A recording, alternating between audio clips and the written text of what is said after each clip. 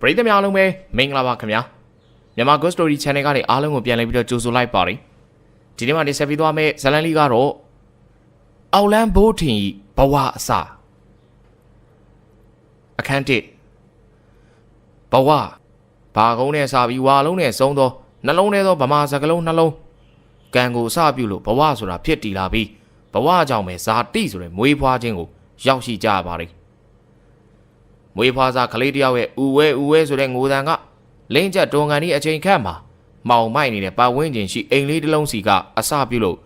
ဝင်းကျင်တစ်ခုလုံးကိုပြန်ကျဲလွင့်စင်သွားပါတော့တယ်မောင်ကောင်းကလေးမွေးပြီးယောက်ျားလေးဟဲ့အားရဝမ်းသားဖြင့်အော်ပြောလို့မဆုံးသေးမြခင်အရက်လက်တဲ့တော်ငယ်လေးရဲ့လန်တကြားအော်တန်ကြားမှာဦးကောင်းရဲ့ခြေလမ်းတွေတုံဆိုင်သွားခဲ့ရပါတယ်အကြီးမြခင်ဘာဖြစ်လို့လဲဗျာပြန်ပြေးတယ်မပြူချင်းကြောင့်အခန်းထဲသို့ဦးကောင်းလှမ်းဝင်လိုက်တဲ့ချိန်မှာ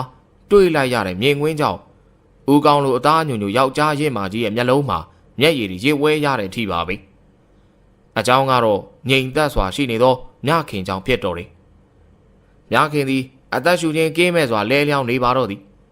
ထိုအချိန်တွင်သူမ၏ဘေးတွင်ရှိနေသောလူမမဲကလေးရဲ့ငိုတန်ကငြိမ်သက်နေသောပတ်ဝန်းကျင်ကိုဖောက်ထွက်သွားပါလိမ့်တော့တယ်နောင်တွင်ခေါ်မိထိုကလေးငယ်ရဲ့အမိကအောက်လန်းဘိုးထင်အခန်းနှစ်အသက်12နှစ်ကျော်ကလေးမောင်ဘိုးထင်ဟာလွယ်တလုံးကိုလွယ်ပြီးတော့အိမ်ရှိမှထွက်ဟန်ပြင်လိုက်သည်ထိုအခါအိမ်ရှိကိုယ့်ပြက်မှာထိုင်နေတဲ့ဖခင်ဖြစ်သူဦးကောင်းမှဇကားတန်တချို့ထွက်လာလေတယ်ဂျိုးကောင်ဘိုးထင်ပြားပြီကျွန်တော်ဘာလုပ်ပေးရမလဲမင်းကဘိုးထင်လို့ဘာလို့ပေးတာလဲသိလားသိပါတယ်သိရင်ပြောစမ်းကွာဘိုးဆိုတဲ့စကလုံးရအသက်ကြီးနေပြီမြန်မြန်သေးမယ်ထင်လို့ပေးထားတာပါအေးဟုတ်တယ်မင်းတို့သာမမွေးငါမိမမသေးဘူးကွာကျွန်တော်လည်းဆိုင်လို့လားဖေဟာမင်းတို့သာငါမိမမမွေးခင်သေမလား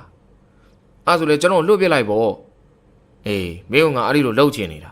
ငါညမဆန်းဝေရတာမင်းတို့နှုတ်တိုက်ပြီးမွေးထားတာဟုတ်ပါပြီဗျာကျွန်တော်ငတ်သွားပြင်းနဲ့ကြွက်ကပ်ပြီးထားအောင်မှာမိုးချုပ်ဦးမယ်သိလား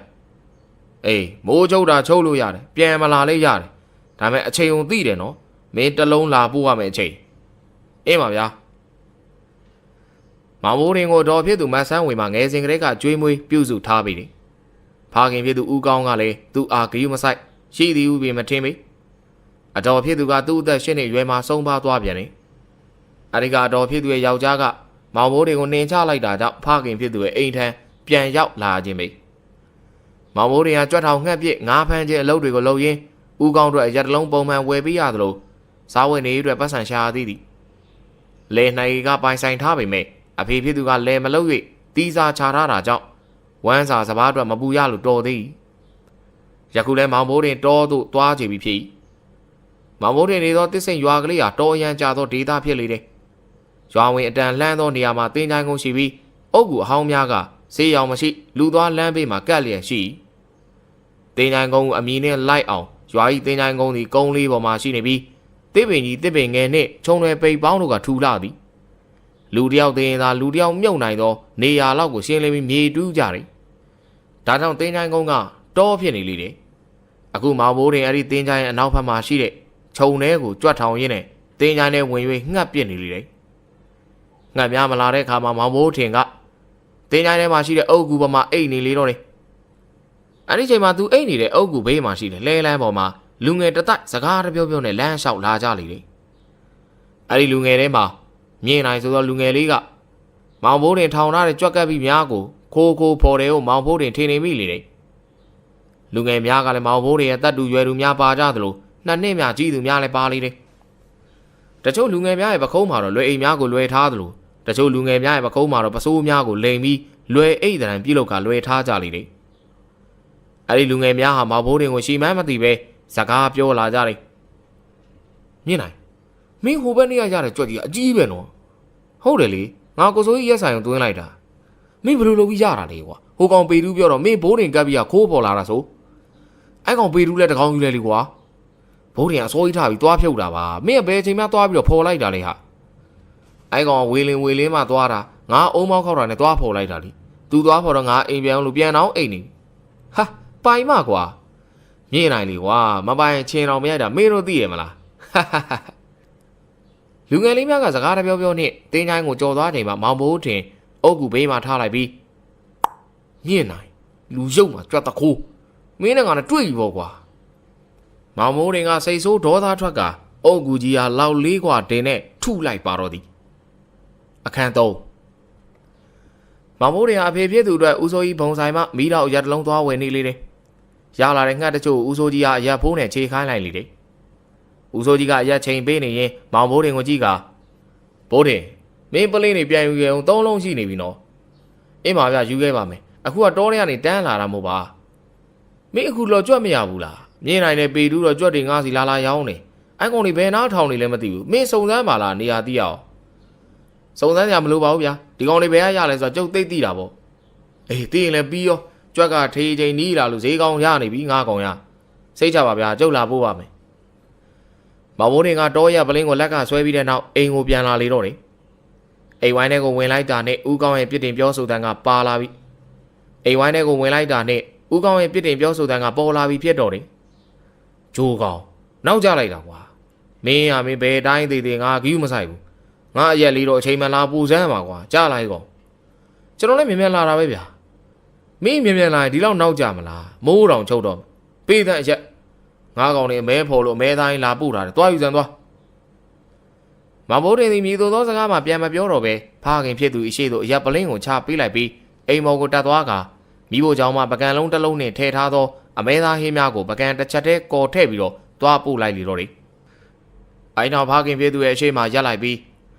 အဖေကျွန်တော်ညအိမ်ပြန်မိတ်ဘူးကြွက်ဖော်ဖို့သွားဆောင်အိမ်မလို့သွာ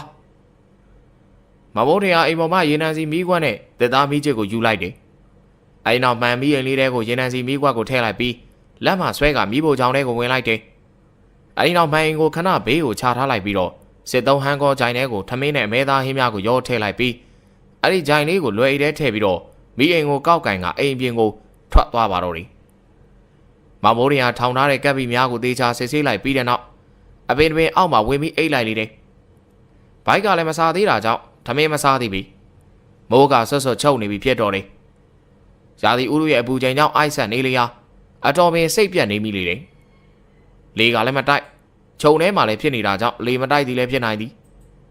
ထုံတော်မောင်ဘိုးတင်ကမီးအိမ်ကိုကောက်ယူလိုက်ပြီးထမင်းရိုက်ထဲထားတဲ့လွယ်လေးကိုလွယ်လို့တင်းချိုင်းကုန်းဘက်ကိုထွက်သွားလေပါတော့တယ်မောင်ဘိုးတင်ကသူထိုင်နေကြအုတ်ကူဟောင်းကြီးဘော်ကိုတတ်ထိုင်နေလိုက်တယ်လာရောင်နဲ့ကျဲရောင်ရဲ့အလင်းရောင်တဲ့လေးရနေတာမဟုတ်လို့မီးအိမ်ထဲမှာရေနံစီမီးခွက်ကိုမှုတ်လိုက်လေတယ်အဲဒီနောက်ဘိုက်ကစားလာပြီးဖြစ်တာကြောင့်ထမင်းချိုင်ကိုထုတ်ပြီးအုတ်ကူပေါ်တင်ပြီးတော့ဖွင့်လိုက်တယ်အမဲသားရနန်းကတင်းသွားချိန်တင်းချိုင်ထဲမှာအပင်တချို့ကလေမတိုင်ပဲလှုပ်ရှားသွားလေတော့တယ်အဲဒီရာကိုသတိထားမိတဲ့ဘိုးထင်ကလှုပ်နေတဲ့အပင်များကိုကြည့်ပြီးတော့စကားဆိုလိုက်လေတယ်ငါတယောက်စားတော့အနိုင်တော့မကြွေးနိုင်ဘူးစားချိန်ငါ့ကိုသာကြိုက်စားတော့သေလဲအေးတာပဲမောင်ဘိုးတင်ရဲ့စကားဆုံးချိန်မှာအပင်များလှုပ်နေရမှငြိမ်သွားလေတော့တယ်အဲဒီကမောင်ဘိုးတင်ဟာဂျိုင်ထဲမှာထမင်းကိုလက်နဲ့ကုပ်ပြီးတော့စားနေချိန်သူထိုင်နေတဲ့အုတ်ကူနဲ့မလန့်မကန့်ပါအရှိတ်တစ်ခုပေါ်လာလေတယ်အဲဒီနောက်အုတ်ကူရှိမှမတ်တက်ရက်နေတဲ့လူတယောက်ပေါ်လာလေတော့တယ်စုပ်ပြတ်နေတဲ့အဝတ်စားနဲ့ဖြူဖတ်နေတဲ့မျက်နှာမှာညလုံးနေရကလည်းဟောက်ပဲဖြစ်နေတယ်အဲဒီလူဟာ6ကတ်နေတဲ့အတန်နဲ့မောင်ဘိုးတင်ကိုစကားဆူလာလေတယ်ကောင်းလေးငါအုတ်ကူပေါ်ထိုင်စားနေပြီငါ့ကိုမကြွေးဘူးလားအဲ့ဒီတိုင်ကြောင့်မောင်ဘိုးတင်ခေါင်းထောင်ပြီးကြည့်လိုက်တယ်အကြီးတန်းသောထိုသူရဲ့ရုပ်ကိုမြင်သည်နဲ့လူမဟုတ်တာတန်းသိလိုက်တယ်လူဘွားကိုစိတ်နာနေတဲ့မောင်ဘိုးတင်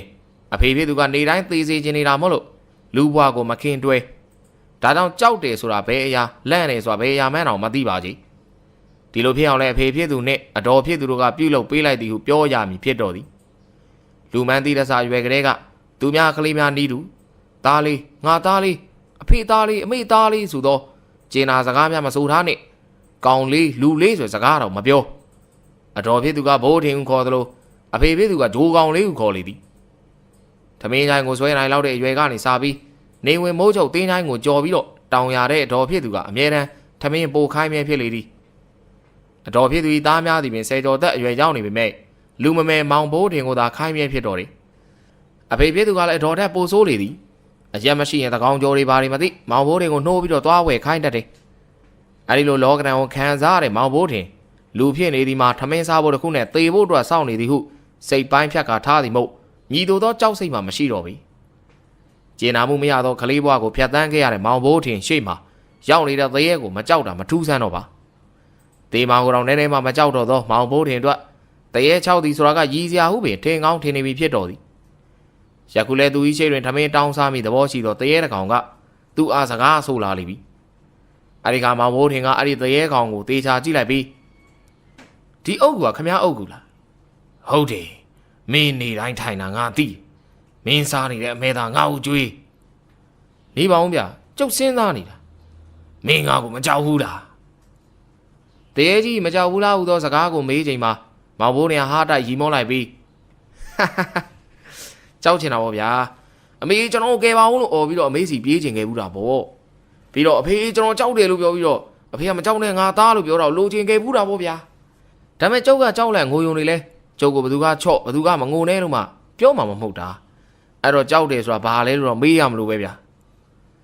တဲကောင်ကြီးကအုတ်ကူကြီးရဲ့ရှေ့မှာမားမားရက်ပြီးတာလက်ကိုဖြတ်ပြီးတော့တောင်းနေပါလေဘိုးထင်ပြောတာကိုနားလဲပုံလဲမပေါ်ပါအဲ့ဒီကမှမောင်ဘိုးထင်ကမဲသားတစ်ဖက်ကိုတရေကြီးရက်နေတဲ့အုတ်ကိုအစုံကိုပြစ်ပေးလိုက်ပါတော့တယ်တရေကြီးကမောင်ဘိုးထင်ပြစ်ပေးလိုက်တဲ့အမဲသားတုံးကိုကောက်ယူပြီးတော့စားနေလေတယ်ကုံသွားတဲ့ခါနောက်တစ်ခါလက်ကိုပြန်ဖြန့်ပြီးတော့တောင်းနေပြန်တယ်မောင်ဘိုးထင်ကလည်းထပ်ပြီးတော့ချပေးလိုက်ပြီးထမင်းကိုသာစားနေတော့တယ်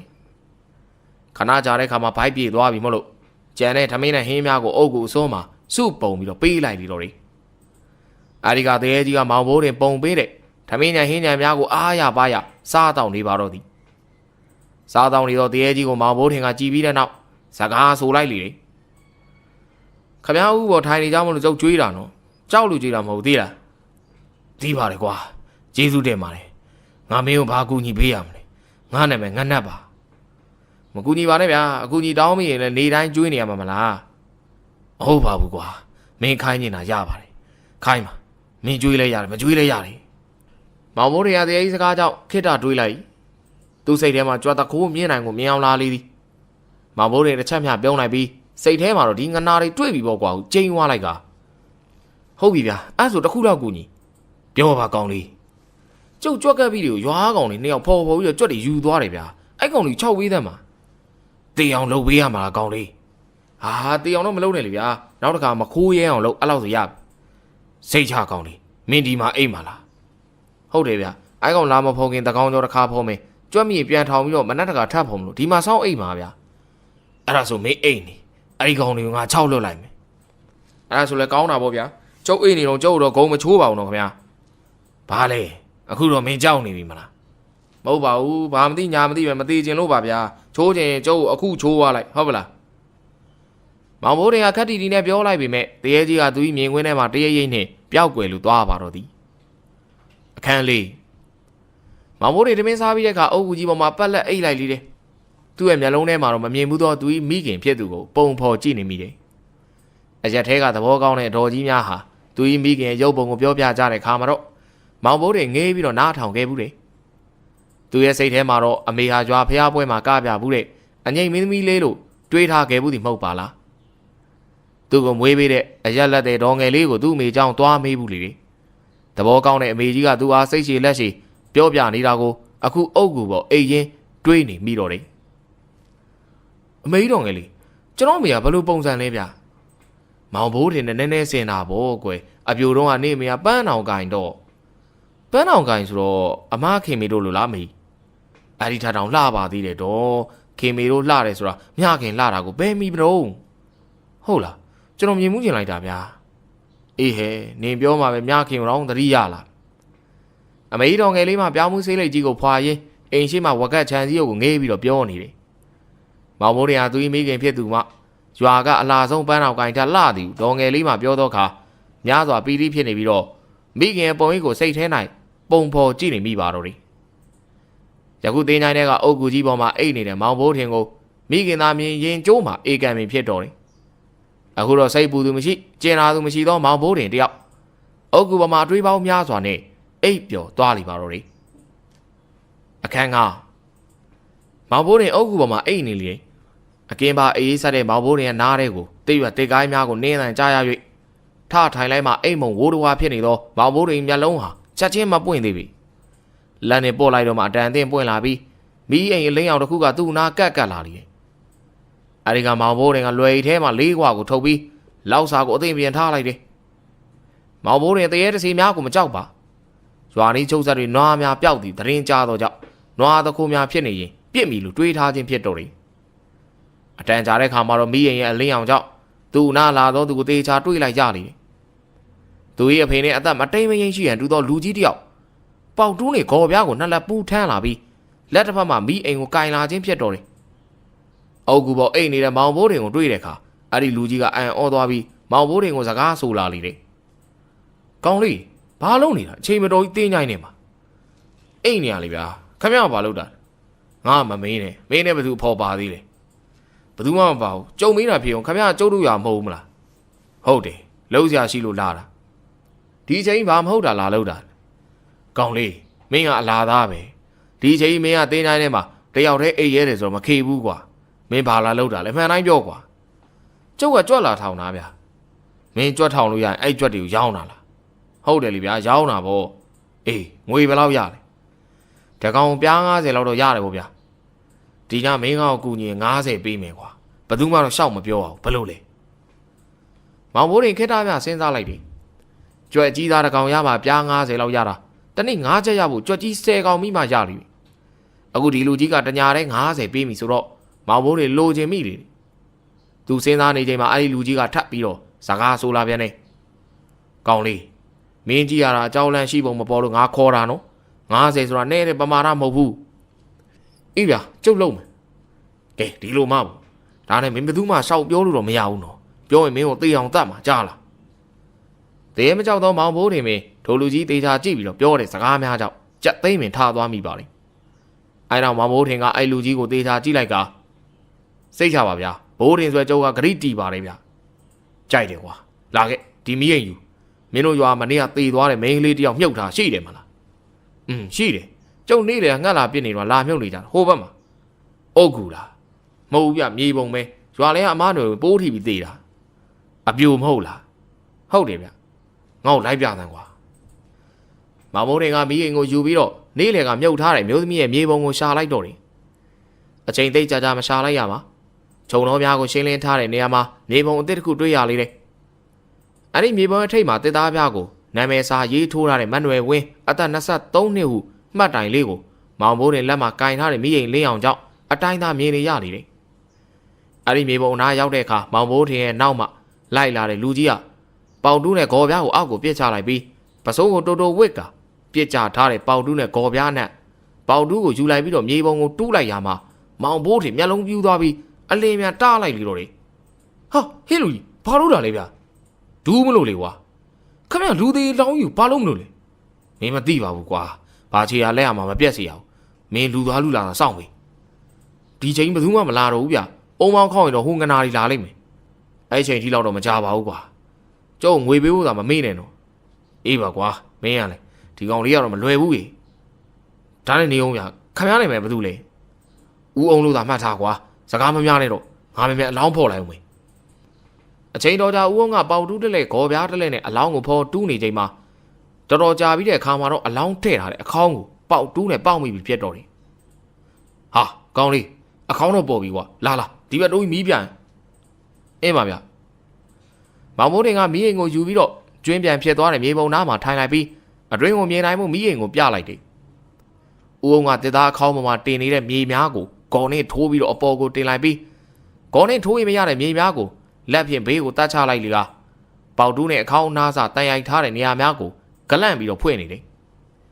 ်အဲနောက်ပွင့်သွားပြီဖြစ်တဲ့အခေါင်းဖုံးကိုအပေါ်ကိုမတင်လိုက်တော့တယ်အဲဒီနောက်ဦးအောင်ကအခေါင်းထဲမှာသေဆုံးနေဖြစ်တဲ့မန်နွယ်ဝင်းရဲ့အလောင်းကြီးကိုမောင်ဘိုးတင်စီမမီးအိမ်ကိုယူပြီးတော့သေချာကြည့်နေတယ်အဲဒီနောက်ဦးအောင်ကအလောင်းပေါ်မှာလွှားထားတဲ့အင်ကြီးအပိုးကိုယူပြီးတော့ခောက်နေလေတယ်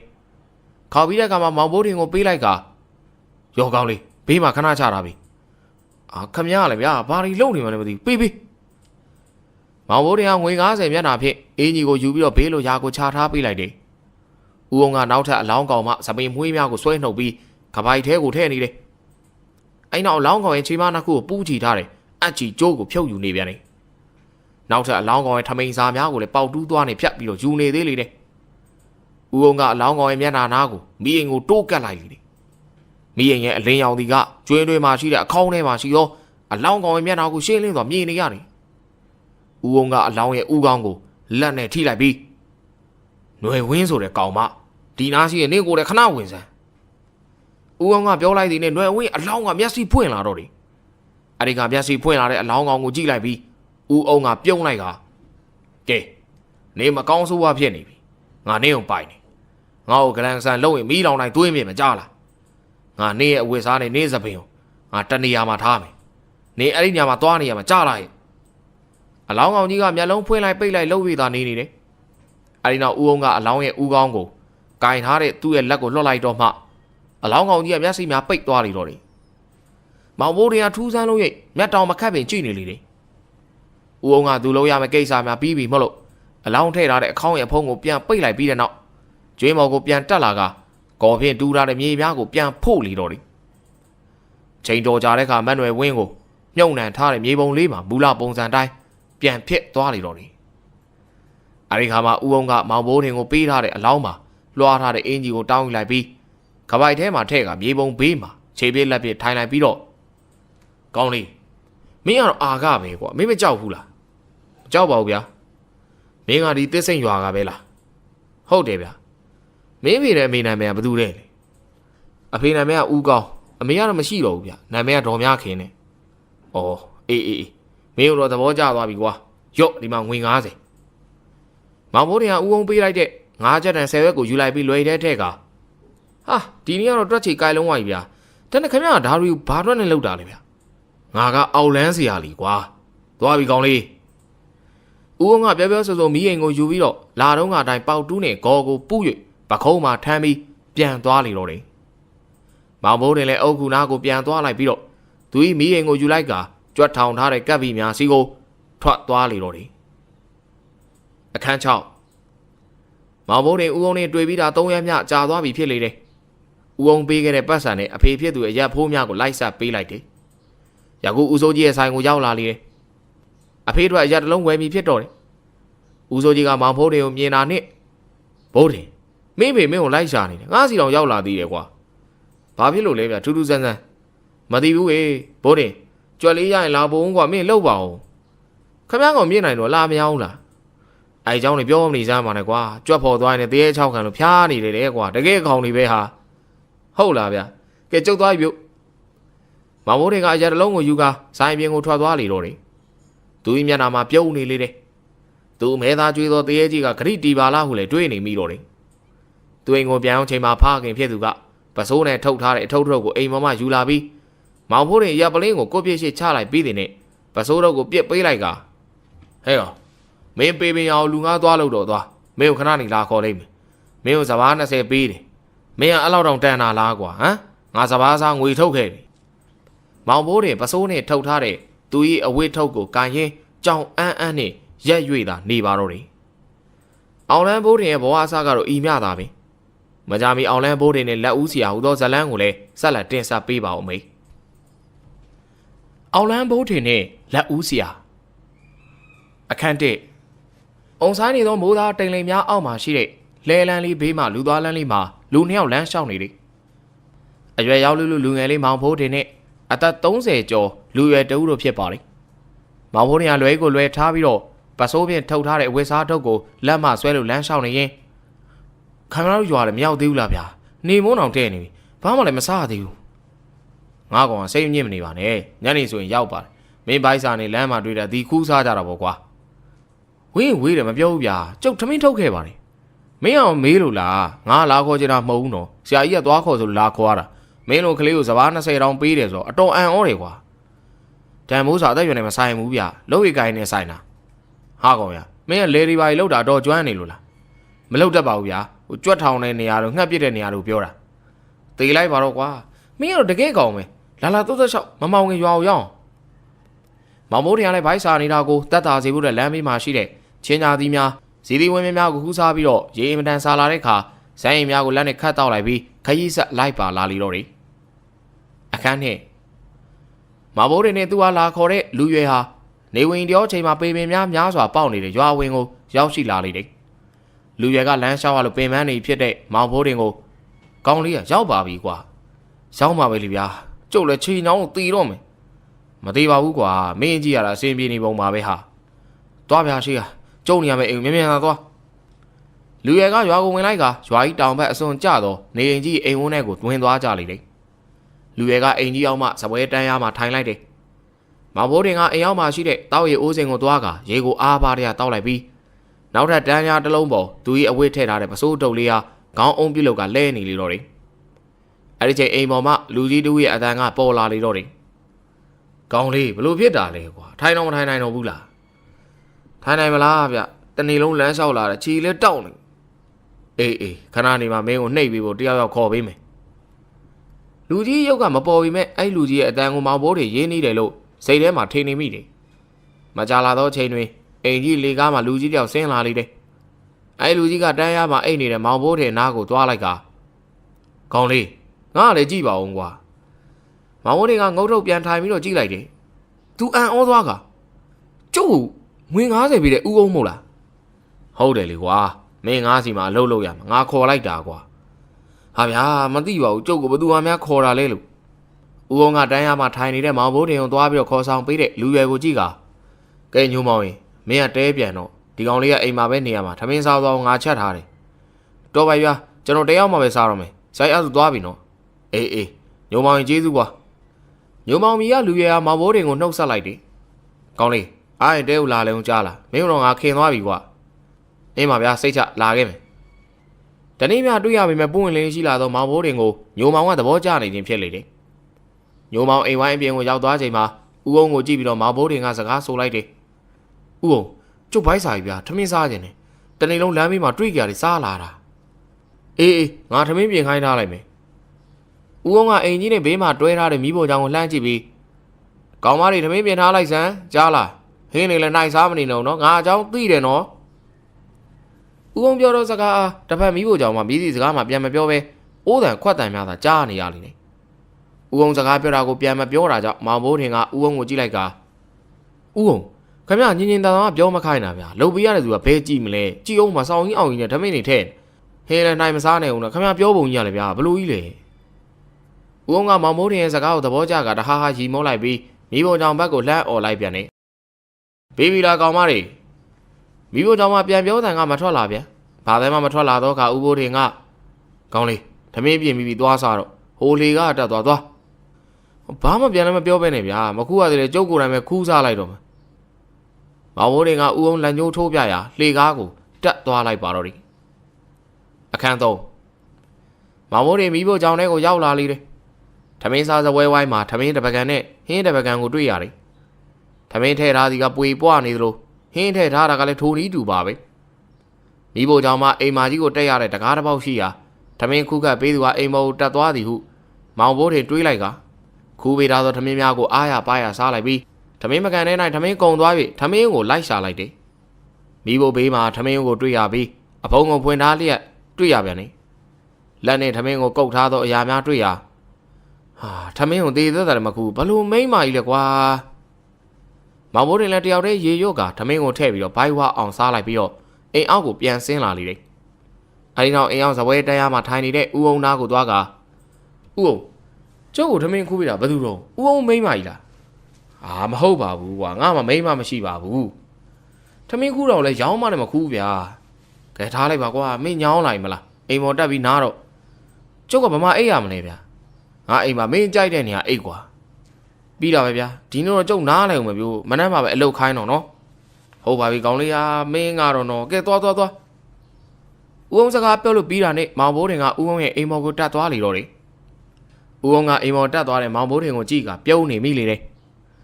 သူကမောင်ဘိုးတင်ကိုသဘောကျတယ်ပြီးတဲ့နောက်သူငယ်စဉ်ပုံစံဖြစ်နေတာကြောင့်တင်းချိုင်းမှာမြင်စဉ်ကလေးကသူ့ရဲ့ငယ်စဉ်ဘဝကိုပြန်ပြီးတော့အမှတ်ရစေတယ်ဒါကြောင့်မောင်ဘိုးတင်ကိုစပား20ပေးပြီးတော့အိမ်ကိုခေါ်လိုက်ရခြင်းဖြစ်သည်မဟုတ်ပါလားဦးအောင်အဲ့ဒီလိုတွေးနေစဉ်မှာမောင်ဘိုးတင်စကားအတန်ကအိမ်ပေါ်မှာပေါ်လာပြန်တယ်ဦးအောင်ကျုပ်ကိုစောင်းနေကောင်းနေပေးအောင်ဗျာ။ဩအေးအပေါ်ကတယောက်လောက်စောင်းတဲ့ခေါင်းပေးလိုက်စမ်းပါဟေးအဲ့မှာ။ဦးအောင်ကအဲ့ဒီလိုသာပြောလိုက်တယ်။မောင်ဘိုးတင်ကဦးအောင်အိမ်ကြီးကိုသဘောကျနေတယ်။အိမ်ရှိမှာအခန်းတစ်ခန်းသာကျုံးမြင်များနေကာထားပြီးကြံသောနေရာကဖုံးကြီးเจ้าကြီးပမာရှင်းလင်းနေလေတယ်။သူ့စိတ်ထဲမှာ အိမ်ထဲမှာတခုခုလုံနေသူကိုတွေးနေစဉ်ဘုတ်ဘုတ်ဆိုပြီးတော့အတန်နဲ့တူစောင်းနေခေါင်းကသူ့နားကိုကြာလာပြီးအိမ်ရှိခန်းကဒကမာကြီးပြန်ပိတ်သွားသည်အတန်သာကြားလိုက်ရလေ။မောင်ဘိုးရင်စိတ်ထဲသူ့အားခေါင်းအုံနဲ့ဆောင်းကိုပြစ်ပြီးတော့လူကိုမကြေမနက်ဖြစ်ကဟာလူလိုပေးလို့မရဘူးလားဗျာထမင်းခူးပေးတာလဲခမည်းပဲမလား။မောင်ဘိုးရင်ကအခန်းကြီးဘက်ကိုကြည့်ပြီးတော့ပြောလိုက်ကအိမ်တောင်မှလိတ်ထားတဲ့ဖျားတစ်ချက်ကိုယူပြီးအိမ်ရှိခန်းမှာခင်းလိုက်ပြီးတော့အိတ်နေလိုက်တယ်။အိမ်ရင်းနဲ့ဘေးပတ်ဝင်းကျင်ကိုကြည့်လိုက်ပြီးတော့အာသိပြီဖျားစင်မရှိဘူးပဲအဲ့ဒါကြောင့်ငါစိတ်ထဲတခုခုလိုပါတယ်ထင်နေတာသူအီမြသာတွေးလိုက်လေတယ်သူတွေးတော့နေစဉ်အိမ်အောင်မှရှိတဲ့ဦးအောင်ရဲ့အတန်းကပေါ်လာပြန်တယ်ကောင်းလေးခြေထောက်တွေညောင်းနေသေးလားကွာညောင်းတာပေါ့ဗျာဦးအောင်လည်းဘယ်လိုပြောလိုက်ပါလဲအေးညောင်းရင်လည်းမင်းမသာမင်းခေါ်ပြီးတော့နှိတ်ခိုင်းကွာဘယ်လိုသွားခေါ်မှလဲဗျာဟဲကောင်မတွေငါ့ကိုနှိတ်ပေးစမ်းလို့ဦးအောင်ကနှိတ်ခိုင်းတာလို့ပြောကွာဟာဦးအားနာစရာဗျာအားနာမနေနဲ့အဲ့ဒီကောင်မကြီးတို့ငါငွေတော်တော်ကုန်ထားတာဟာအေးဗျာအားနာတာမျက်နှာဦးအောင်ကြီးအဲ့တော့မျက်နှာမမြောင်ပစိုးလေးမျက်နှာအုပ်ထားလိုက်တယ်ဗျာဟာတကယ်ကောင်လေးကွာပေါက်ပေါက်ချာချာဦးအောင်ဒီမောင်ဘိုးတင်စကားကိုသဘောကျသွားရီမောနေပါတော့တယ်မောင်ဘိုးတင်ဒီကသူပြောသလိုပင်ပစိုးတုတ်ကလေးကိုဖြီလိုက်ပြီးပစိုးထရေကိုယူကာအိတ်လိုက်ပြီးတော့သူ့မျက်နှာပေါ်တင်ထားလိုက်သည်ပါဇက်မှလည်းဟဲကောင်မလေးငါခြေထောက်ကိုလာနှိပ်ပြီးသမ်းသူ့နာကိုတယောက်မှမလာပါသို့တော့မောင်ဘိုးတင်ကနောက်ထပ်ပြောလိုက်လာနှိပ်ကြဟာဥုံနှိပ်ခိုင်းတာနော်မောင်ဘိုးတင်ကအဲ့ဒီလိုပြောလိုက်မှအိမ်ကြီးထဲမှာတခန်းထဲမှာရှိသောအခန်းမှာတကမာကြီးပွင့်တန်ကြားပြီးတဲ့နောက်သူ့နာကိုလမ်းလျှောက်လာနေတဲ့ခြေတံကိုကြားလိုက်ရပြီးမောင်ဘိုးတင်ရဲ့ခြေထောက်ကိုနှိပ်ပေးနေလေတော့တယ်မောင်ဘိုးတင်ကသူ့ဟာနှိပ်ပေးနေတော့သူဟာခမရလက်ကြီးကလည်းကြမ်းလိုက်တာဗျာမိန်းကလေးရောဟုတ်ရဲ့လားမောင်ဘိုးတင်ကစကားပြောလိုက်ပေမဲ့သူ့အားနှိပ်ပေးနေတော့သူကဘာမှပြန်မပြောအာတော်စေနာပိုင်မနှိပ်ပါနဲ့မောင်ဘိုးတင်ကအဲ့ဒီလိုပြောပြီးတော့မျက်နှာမှာအုပ်ထားတဲ့ပစုပ်ကိုခွာလိုက်ကနှိပ်ပေးနေသူကကြည့်လိုက်လေတယ်စပိန်ရှည်ကြီးမှာစုပ်ဖွာနေပြီးအမေအောင်ထမိန်ကြီးကိုရင်ရှားတာကသွေးရောင်မရှိတဲ့မျက်နှာမှာမျက်လုံးနေရာကမဲနဲ့နေပြီးတော့ပါးစပ်နေရာကိုအချီကျိုးဖြင့်တွဲချုပ်ထားတဲ့တရေတကောင်ကိုတွေ့လိုက်ရဟာတရေမရမောင်ဘိုးတင်ရဲ့စကားသံကိုကြားလိုက်ရတဲ့အခါဦးအောင်မှအိမ်အောက်ကနေလှမ်းអော်လိုက်လေတယ်ကောင်းလေလန့်သွားပြီလားကွာဦးအောင်ခမကျုပ်စားမယ်ဓမင်းကိုဒီအယူကိုခူးခိုင်းတာလားဗျဟုတ်တယ်လေကွာထွီအားတော်ဆိုးတဲ့ဘူးတော့ဦးအောင်ဗျာနောက်တခါမလုပ်ခိုင်းနဲ့ဗျာကျုပ်ယွန်လိုက်တာကြောင်လန့်ရပြီစားယွန်ရှာနေတော့မောင်ဘိုးတင်ပြောစကားကိုကြားပြီးနောက်ဦးအောင်ကလည်းသဘောကျသွားတဟာရီမောနေပါတော့တယ်အခန်းလေးမောင်ဘိုးတင်ဦးအောင်အိမ်ကိုရောက်တာတပတ်မြကြာသွားပြီဖြစ်လေတယ်ဘေဘင်ရွာသူရွာသားများသည်ကအံ့ဩစရာကောင်းလာတယ်ဦးအောင်အောင်လန်းပညာသည်ဆိုတာကိုသိတယ်သို့ပေမဲ့ခွဲခြားဆက်ဆံခြင်းမရှိပါကျောင်းရုံနေသည်လည်းမဟုတ်ပါဦးအောင်၏စီးနှင့်ကန်းနှင့်ပညာကိုအသုံးချမှုကြောင့်လည်းပါမီထင်ပါသည်ဦးအောင်သည်သူအားအတော်မခံမြတ်နိုင်ဖြစ်သောကိစ္စများဖြစ်မှဘေဘင်ရွာသားများကိုအောင်လန်းအတက်နှင့်တိုက်တတ်သည်တေဆုံးအောင်တော့ဦးအောင်မလုပ်ပေဦးအောင်ဒီမောင်ဘိုးတင်ဟာအတော်လေးဂရုစိုက်သည်မောင်ဘိုးတင်သည်လည်းအလိုက်သိတယ်လေတဲကိုအလုပ်လုပ်ရမည်လားဟုမေးတယ်ဦးအောင်ကမလုပ်ခိုင်းပြီထို့အတွက်ကြောင့်မောင်ဘိုးတင်ကထမင်းဟင်းချက်ကိုလုပ်ပေးတယ်ဦးအောင်ခိုင်းသမျှကိုလည်းတွက်လက်စွာလုပ်ပေးတယ်လေတဲ့အလိုက်သိတတ်သောမောင်ဖိုးတင်ဟာဦးအောင်ကသားအရင်လိုချစ်ခင်နေပြီဖြစ်တော်တယ်ပေါင်းတက်သိနေသောမောင်ဖိုးတင်ဟာဘေဘင်ရွာကိုရောက်တာတလားပဲရှိသေးပေမဲ့အပေါင်းအသင်းများလည်းရနေပြီဖြစ်လေတယ်အခုလည်းမောင်ဘိုးတင်တို့ကလေးတတိုက်လောက်စလုံးလိမ့်နေကြတယ်ငါခေါင်းပဲစားမှာကွာဖိုးဖိုးကြီးရဲ့လက်ဘလောက်ဖြောင်းနေကြည့်လိုက်လူငယ်တယောက်ကလောက်စလုံးတစ်လုံးကိုကင်ပြီးတော့သူ့ကိုယ်သူအမိုးတင်ကပြစ်လိုက်တယ်သူပြစ်လိုက်တဲ့လောက်စလုံးဒီကအတန်းလိုက်ချထားတော့လောက်စလုံးကိုတစ်လုံးမှမထီတော့ခါလေကြီးတဲ့ဖိုးတွေးကွာခေါင်းမပြောနဲ့ဘိတ်တောင်မထီဘူးဘာဖိုးဖိုးကြီးတဲ့လက်ကန်းကြီးကွာကျန်သောကလေးများနဲ့လူငယ်များကဖိုးတွေးကိုခေါ်တော့အသက်15နှစ်ကျော်လူငယ်လေးကိုဝိုင်းပြီးတော့စနောက်နေကြတယ်အဲဒီကဖိုးတွေကတခါလေးတော့လွဲမပေါ့ကွာပြစ်တိုင်းခေါင်းကြီးမှန်နေလို့ရှိရင်အင်းနေရရှုံနေကုန်ပြီးတော့ငါ့အိမ်လောက်စလုံးပြစ်နေရှိနေမှာပေါ့ကွာ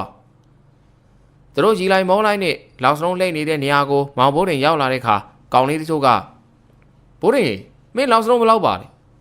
100လောက်တော့ပါတယ်ကွာ10လုံးကြီးပြစ်နေတာပါမလားဟိုကကိုဖိုးတွေးနိုင်နေအများကြီးပဲနော်ဖိုးတွေကိုလက်ညှိုးထိုးပြီးတော့ပြောလိုက်တဲ့အခါရွာလူကြီးသားဖိုးတွေကမိမ့်မိန်ကြီးလှုပ်၍ဂုံယူကွင်းကြွားနေပြီးတော့မောင်ဘိုးတင်ကိုကြည့်လိုက်က ဘိုးရင်ရေမင်းကောလောက်စုံလေးအလုံးတရာတော့လှူလုံးမလားကွာကိုဘိုးရင်ကတော့လေကြီးတယ်ဗျာနှစ်ကွင်ပြစ်ပြီးရင်တန်ကြိုထိုးမယ်လောက်စလုံးကြီးဘလို့လဲအော်အဲ့ဒါတော့တန်ကြိုကပါမလာဘူးကွာပါတယ်လေကစားကြမလားငါမှလည်းဒိုးသီးပါတယ်ကွာဖိုးထွေးအကြံအိုက်နေသည်တန်ကြိုကွင်းကိုမုံနေအောင်တိတ်မလဲတတ်သောဖိုးထွေးရဲ့နိုင်ကွက်ကိုဖိုးထင်ကသိတယ်အဲ့ဒီကလေကြီးတဲ့ဖိုးထွေးကိုအမြင်ကတ်တော်သူများကသူတို့မှပါတဲ့တန်ကြိုနဲ့ဒိုးသီးများကိုပေးလိုက်ကြတယ်ဖိုးထွေးကိုဝိုင်းကြည့်နေတဲ့လူငယ်များကကိုဖိုးထွေးဘိုးရင်ကိုကြောက်နေရလားဗျာအာကြောက်စရာလားကွာတကွင်းလောက်စလုံးဘယ်လောက်ကြီးလဲပြောဘိုးရင်ကအိတ်ထဲမှာလောက်စလုံးကိုကြည့်ကတကွင်းလောက်စလုံး90ကြီးဗျာဘလို့လဲလောက်စလုံးနှစ်ကွင်းလှည့်အောင်မလားမလှည့်ဘူးကွာတန်ကြိုပဲထိုးမယ်ကောင်းတယ်ဗျာလားတန်ကြိုကဘယ်နဲ့ကွင်းလဲတစ်ဖက်ဘယ်နဲ့ရောက်လဲကိုဖိုးရင်စိတ်ကြိုက်လို့ဗျာပြီးတာပဲကွာအားဆုံးငါစီးတာဖိုးတွေက15ပေမြအကွာကိုရွေးလိုက်ပြီးနှီးတုပ်တစ်ခုနဲ့ဒိုးသီးထားမယ်နေရာကိုစကွိုင်းဝိုင်းလိုက်တယ်တစ်ဖက်နဲ့တစ်ဖက်အကွာဝင်းညီသေးဖို့တိုင်းရသည်စိတ်မှန်းနေဆိုရင်သူ့ဘက်ကျဲသည်ငါးဘက်ကစိတ်တည်နဲ့ငင်းခုန်ရသောကြောင့်နှီးသို့မဟုတ်တက်ကိုင်းတစ်ခုနဲ့အတိုင်းထွာလောက်ရလိမ့်တယ်ဒိုးသီးများကိုတစ်ဖက်5ခုထားလိုက်ကြတယ်ရှေ့ဆုံးမှာဒိုးသီးကိုခေါင်းခေါ်ကြတယ်အလေကဒိုးသီးကိုဘိုင်းမကြီးကိုခေါ်ပြန်ကဘေးတစ်ဖက်တစ်ချက်ကိုနှစ်ပန်းဦးခေါ်ပြီးတော့ဘယ်ဘက်မှဒိုးကိုဘယ်နှစ်ပန်းညာဘက်မှဒိုးကိုညာနှစ်ပန်းဦးခေါ်တွင်ကြတယ်အနောက်ဆုံးကဒိုးသီးကိုနောက်မီးကိုခေါ်လေတယ်ဒိုးသီး5ခုလုံးကိုတန်ကြိုခေါ်တော့တန်ကွန်းလေးများဖြင့်အကုန်မှန်အောင်ပြစ်နိုင်သည့်ဘက်ကအနိုင်ရလေတယ်တန်ကြိုထိုးအနိုင်စီကံလေးများရှိသေးတယ်ပေါင်းမရဆိုတဲ့စီကံဖြစ်တယ်ခေါင်းခေါ်တဲ့ဒိုးဤနောက်ကိုမြောက်ပြီးတော့ကြာလာတဲ့တန်ကြိုမှဒိုးများကိုထိမှန်ကမရပြီပေါက်ကြသည်ကိုခေါ်ကြတယ်နှစ်ပန်းနှစ်ဖက်ကြံကပေါက်ပစ်လို့ရတယ်လို့ဒိုးတကူတည်းရှိရင်လည်းပေါက်ပစ်လို့ရလေတယ်ပေါက်ဆိုဒီမှာတန်ကြိုကိုလှည့်ပြီးတော့တဲ့ကြောင်ပြစ်ချင်းကိုစိုးလေးတယ်ကြေးလက်တော်ရများနေတော့ဒီကစားနည်းဟာခလေးလူကြီးလူငယ်မရွေးအားလုံးကစားကြတယ်အခုလဲမောင်ဘိုးတင်တို့လောက်စလုံးကြီးတန်ကြိုထိုးနေကြတယ်ဘိုးတင်ကပေါက်ပြရမှာတော်တယ်ဘိုးတွေဘက်မှာ2ယောက်ဘိုးတင်ဘက်မှာ2ယောက်တစ်ဖက်တစ်ချက်ရှင်ပြိုင်နေကြလေတယ်တန်ကြိုများကိုတားနိုင်ဖို့ဒိုးများနောက်မှာတက်သားတုံးလေးများခံထားကြတယ်ယခုကလေးများလူငယ်များကစားနေကြတယ်သူတို့ကစားပြီးတဲ့အခါလူရွယ်လူကြီးများနေ့လည်နေကင်းကစားကြသည်မှာနေတိုင်းလိုပင်ပြတ်တော်တယ်ကိုဘိုးတွေခမရတန်ကြိုကြီးကဂလန့်တော့မလဲဘူးလဲဒိုးမပေးဘူးနော်ဟုတ်တယ်ဘိုးတွေတန်ကြိုလဲအောင်ထိုးဟာဘိုးတင်တို့ကတန်ကြိုကိုတစ်ဖက်နဲ့တစ်ဖက်ကိုရီသွေးစီစကားများပြောပြီးတော့ထိုးနေကြတယ်ကြည်လားဒါညာကန့်လေးကွာယော့ဟာတကယ်အကန့်ဝင်သွားတယ်ဟာပြန်ကြည့်လာကွာဒီဟာတန်းထိုးလို့ခေါ်တယ်အာတန်းထိုးကဂျိုးမလဲဘူးမပေးဘူးဘိုးတင်မညစ်နဲ့နော်ငါအဲ့တိုင်းပဲထိုးတတ်တာဟာမရဘူးလောင်စလုံးကြီးကစားနေမပေးနိုင်ကိုဘိုးတို့ရအေးကွာမပေးနဲ့ပြန်ဆိုင်ကွာကိုဘိုးတွေကြည့်ထားလိုက်နဗန်လေးကိုပေါက်ပြမယ်ကြည့်တာဒါညာခန့်လေးရော့ဒီမှာပေါက်လေးထိုးပြမယ်စက်ကြည့်ထားလိုက်ဒီကတဖိုးကြီးလို့ခေါ်တယ်ဗျာဘိုးတင်အတန်ကစားနေလေတယ်သူပြောတဲ့အတိုင်းအကုန်ဟုတ်နေပြီဖိုးထွေးမျက်နှာမှာတုံမှုန်နေပြီတပွဲရှုံးလို့မကျေနပ်ဖိုးထွေးထပ်ပြီးတော့စိန်ခေါ်ပြီးဖိုးထွေးလောက်စလုံးနေရာမှာနိုင်တာလောက်စလုံးလေးများကုန်ပြီဖြစ်တော်တယ်အဲဒီကဖိုးထွေးကဘိုးတင်ကိုကုန်ပြီဘိုးတင်ဟာငါ့ကို20လောက်ပြန်ပြီးအောင်နွားချောင်းနွားချောက်ဖို့ကွာရပါတယ်ဗျာရော့ဒီမှာ30လူငယ်များကစားနေတုန်းသာတယောက်နဲ့တယောက်မခံချင်အောင်ပြောချင်းဖြစ်ကြတယ်ပြီးရင်လည်းတဲ့နေကြမြဲဖြစ်ပြီးတော့တယ်ငှက်ပြလဲအဖွဲလိုက်ကြွက်ထောင်လဲအဖွဲလိုက်မလို့ဘိုးတင်ပေးပင်ရွာမှာပြောနေလေတယ်သစ်စိန်ရွာမှာကတယောက်တည်းအထီးကျန်ခဲ့သည်မြပေးပင်ရွာရောက်မှအဖော်ပေါင်းများနဲ့ပြောရွှင်နေရစပားပေးပြီးတော့သူ့ဟာခေါ်ထားတဲ့ဦးအောင်ကိုစိတ်ထဲမှာတော်ပင်ကျေးဇူးတင်နေမိတော့တယ်ဟဲ့ကောင်လေးနောက်9ရက်ဆိုဘုံကထိန်တော့မင်းတို့လာခဲ့ကြအောင်ဘိုးတင်မင်းလည်းလာခဲ့မင်းတို့ရင်တော့ငါလာမခေါ်ရဲဘူးကွာစိတ်ချပါကိုသားကြီးကလာခဲ့မယ်လောက်ဆုံးရှုံးထားတဲ့ဘိုးတွေမှဘိုးတင်ပကုံးကိုပုတ်လိုက်ပြီးဘိုးတင်လေးမင်းတန်ကြိုထိုးရမှာသာနိုင်မယ်ရွာကောင်မလေးတွေကငါ့ကိုအလေးပေးတာတော့မင်းမနိုင်ဘူးမလားစိတ်ဝင်စားပါဦးဗျာကျုပ်ကအခုမှ73နှစ်လဲဝင်တော့ကထိန်လေးကြမင်းကောင်အားကြနေမှာပါကွာကြည့်လိုက်ဤသုံးနဲ့တယောက်ကိုတယောက်စားလိုက်နောက်လိုက်နဲ့အသက်16နှစ်နဲ့အသက်10နှစ်တွင်းမှာကလေးများရဲ့ကစားပွဲတီကယနေ့အတွက်ပြီးဆုံးလေပြီဖြစ်တော်သည်အခန်းကပေပင်ရွာရဲ့စုပေါင်းဘုံကလေးအဝင်လေးကိုရောက်ရှိလာပြီဖြစ်တဲ့ဘုံကလေးကိုဘုံကြီးကျောင်းနဲ့အတန်လှမ်းသောရွာ၏မူလာတန်းစာသင်ကျောင်းမှာလောက်ကြတယ်ဘိုးတင်လည်းရွာစာသင်ကျောင်းကိုအပေါင်းအသင်းများနဲ့တွားနေကြတယ်ကထိန်မှာဝင်လေးရလဲထမင်းကျွေးတယ်ဝက်သားနေအချင်းငရုတ်သီးကြော်ကျွေးကြ၍ဘိုးတင်တို့ကလေးမကြလူငယ်မကြများဖို့ဟန်ဆောင်မှုမရှိအားရပါရလွေးနေကြတယ်ရွာမှာရှိတဲ့ကာလာသားကာလာသမီးလေးများက ရောက်ချိုကိုကင်ထားပြီးတော့ဂျိုင်းခွက်ကြီးများလက်တစ်ဖက်ကဆွဲကဟေးလိုက်သူများကကာလာသားလေးများဖြစ်ကြပြီးထမင်းပကံများငေဦးသီးကြော်နေဝတ်သားဟင်းလိုက်ပေးသူများထဲမှာကာလာသမီးများပါပါတယ်ဘိုးတွေကကလေးသားသားလေးမလို့ဘာမှမလုပ်ဘိုးနေတို့နဲ့မျက်နှာချင်းဆိုင်ထမင်းထိုင်စားနေသူအားရွာထဲမှာကာလာသမီးကညာပြိုလေးများကတောသားပေမဲ့ရုပ်ဖြောင်းပြီးလူကြီးသားဖြစ်နေတာကြောင့်ဝတ်သားဟင်းပကံထဲမှာအသားလေးများရွေးကမောင်လေးစားတော့အသားပဲစားမောင်လေးထမင်းလိုသေးလားဝအောင်စားနော်မောင်လေးငုတ်ကြီးကျော်ဆက်လို့မစားနိုင်ငါ6ဘက်လေးပဲရွေးစားနော်မောင်လေးအော်ဆက်ကုန်ပါပြီခင်းဝေးရေလေးခတ်ပြီးပါကွယ်ဘိုးတွေကအကဲပုံနေကြသောရွာမမိမပြိုလေးများကမောင်ဘိုးတင်တို့ကိုတော့ရှိလေသည်ဟုပင်မထင်တခြားကောင်လေးများ၏စိတ်ထဲမှာဘာမှမဖြစ်ပေမဲ့မေးငေါ်ပြလိုက်မျက်စာပြပြလိုက်လုံနေသောဖိုးထွေးကြောင့်အတော်ပင်ဘိုးတင်စိတ်ထဲမှာကတိကောင်ဖြစ်နေရလေထမင်းစားပြီး၍အိမ်သို့ပြန်နေစဉ်မှာဘိုးတွေကနောက်ကနေလိုက်လာပြီးဘိုးတင်ဒီတခုတော့မင်းကောင်မမိတော့ဘူးမဟုတ်လား10နှစ်ကြိုးစားကွာမောင်ဘိုးတင်ကဖိုးတွေကိုတေချာကြည့်က10နှစ်မဟုတ်ဘူးဗျာမလဲပြန်အိတ်ကာလာသမီးတွေကျုပ်ကိုဂူးဆိုင်စီရမကြည့်ထားလိုက်ဘိုးတင်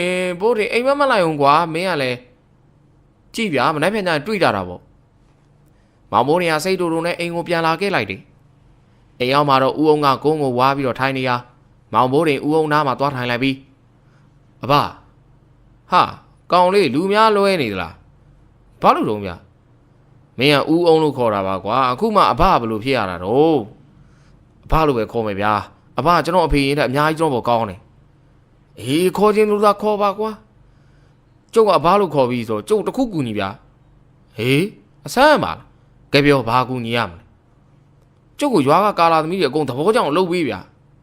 ဟေးကောင်လေးဘိုးထင်မင်းဟာကတယောက်တောင်မဟုတ်ပါလားဟာတကယ်ကောင်ပဲအဘအောင်လန်းတက်တော့လုံနိုင်တော့ကျုပ်သိရဗျာလုပ်ပြီးပါဗျာအိုးငါခဏတွေးလိုက်တယ်ပြီးတဲ့နောက်တစ်ချက်ပြုံးလိုက်ပြီးတော့လုပ်ပြီးလို့ရတယ်ကွာအခက်အခဲတစ်ခုတော့ရှိတယ်ဘာအခက်အခဲလဲပါမင်းငါးစီတပည့်ခံပြီးတော့ဒီပညာတွေလက်ဆင့်ကမ်းငါအစီရင်လုပ်ပေးမယ်မောင်ဘိုးတင်ကတိတ်တောင်တွေးမနေတော့ပဲလုံးမယ်ဗျာမနှက်မြန်ကထိန်မီကာလာသမီးတွေသဘောကျအောင်လုပ်ပြီးတော့ဟာဒီကောင်တော့တကယ်ကောင်ပဲဟေးဟာဦးအောင်ကသဘောကျတာရီမောရင်ကဲကောင်လေးဒါဆိုအိမ်မော်လိုက်ခဲ့လားဘာလို့မလို့လဲဗျာ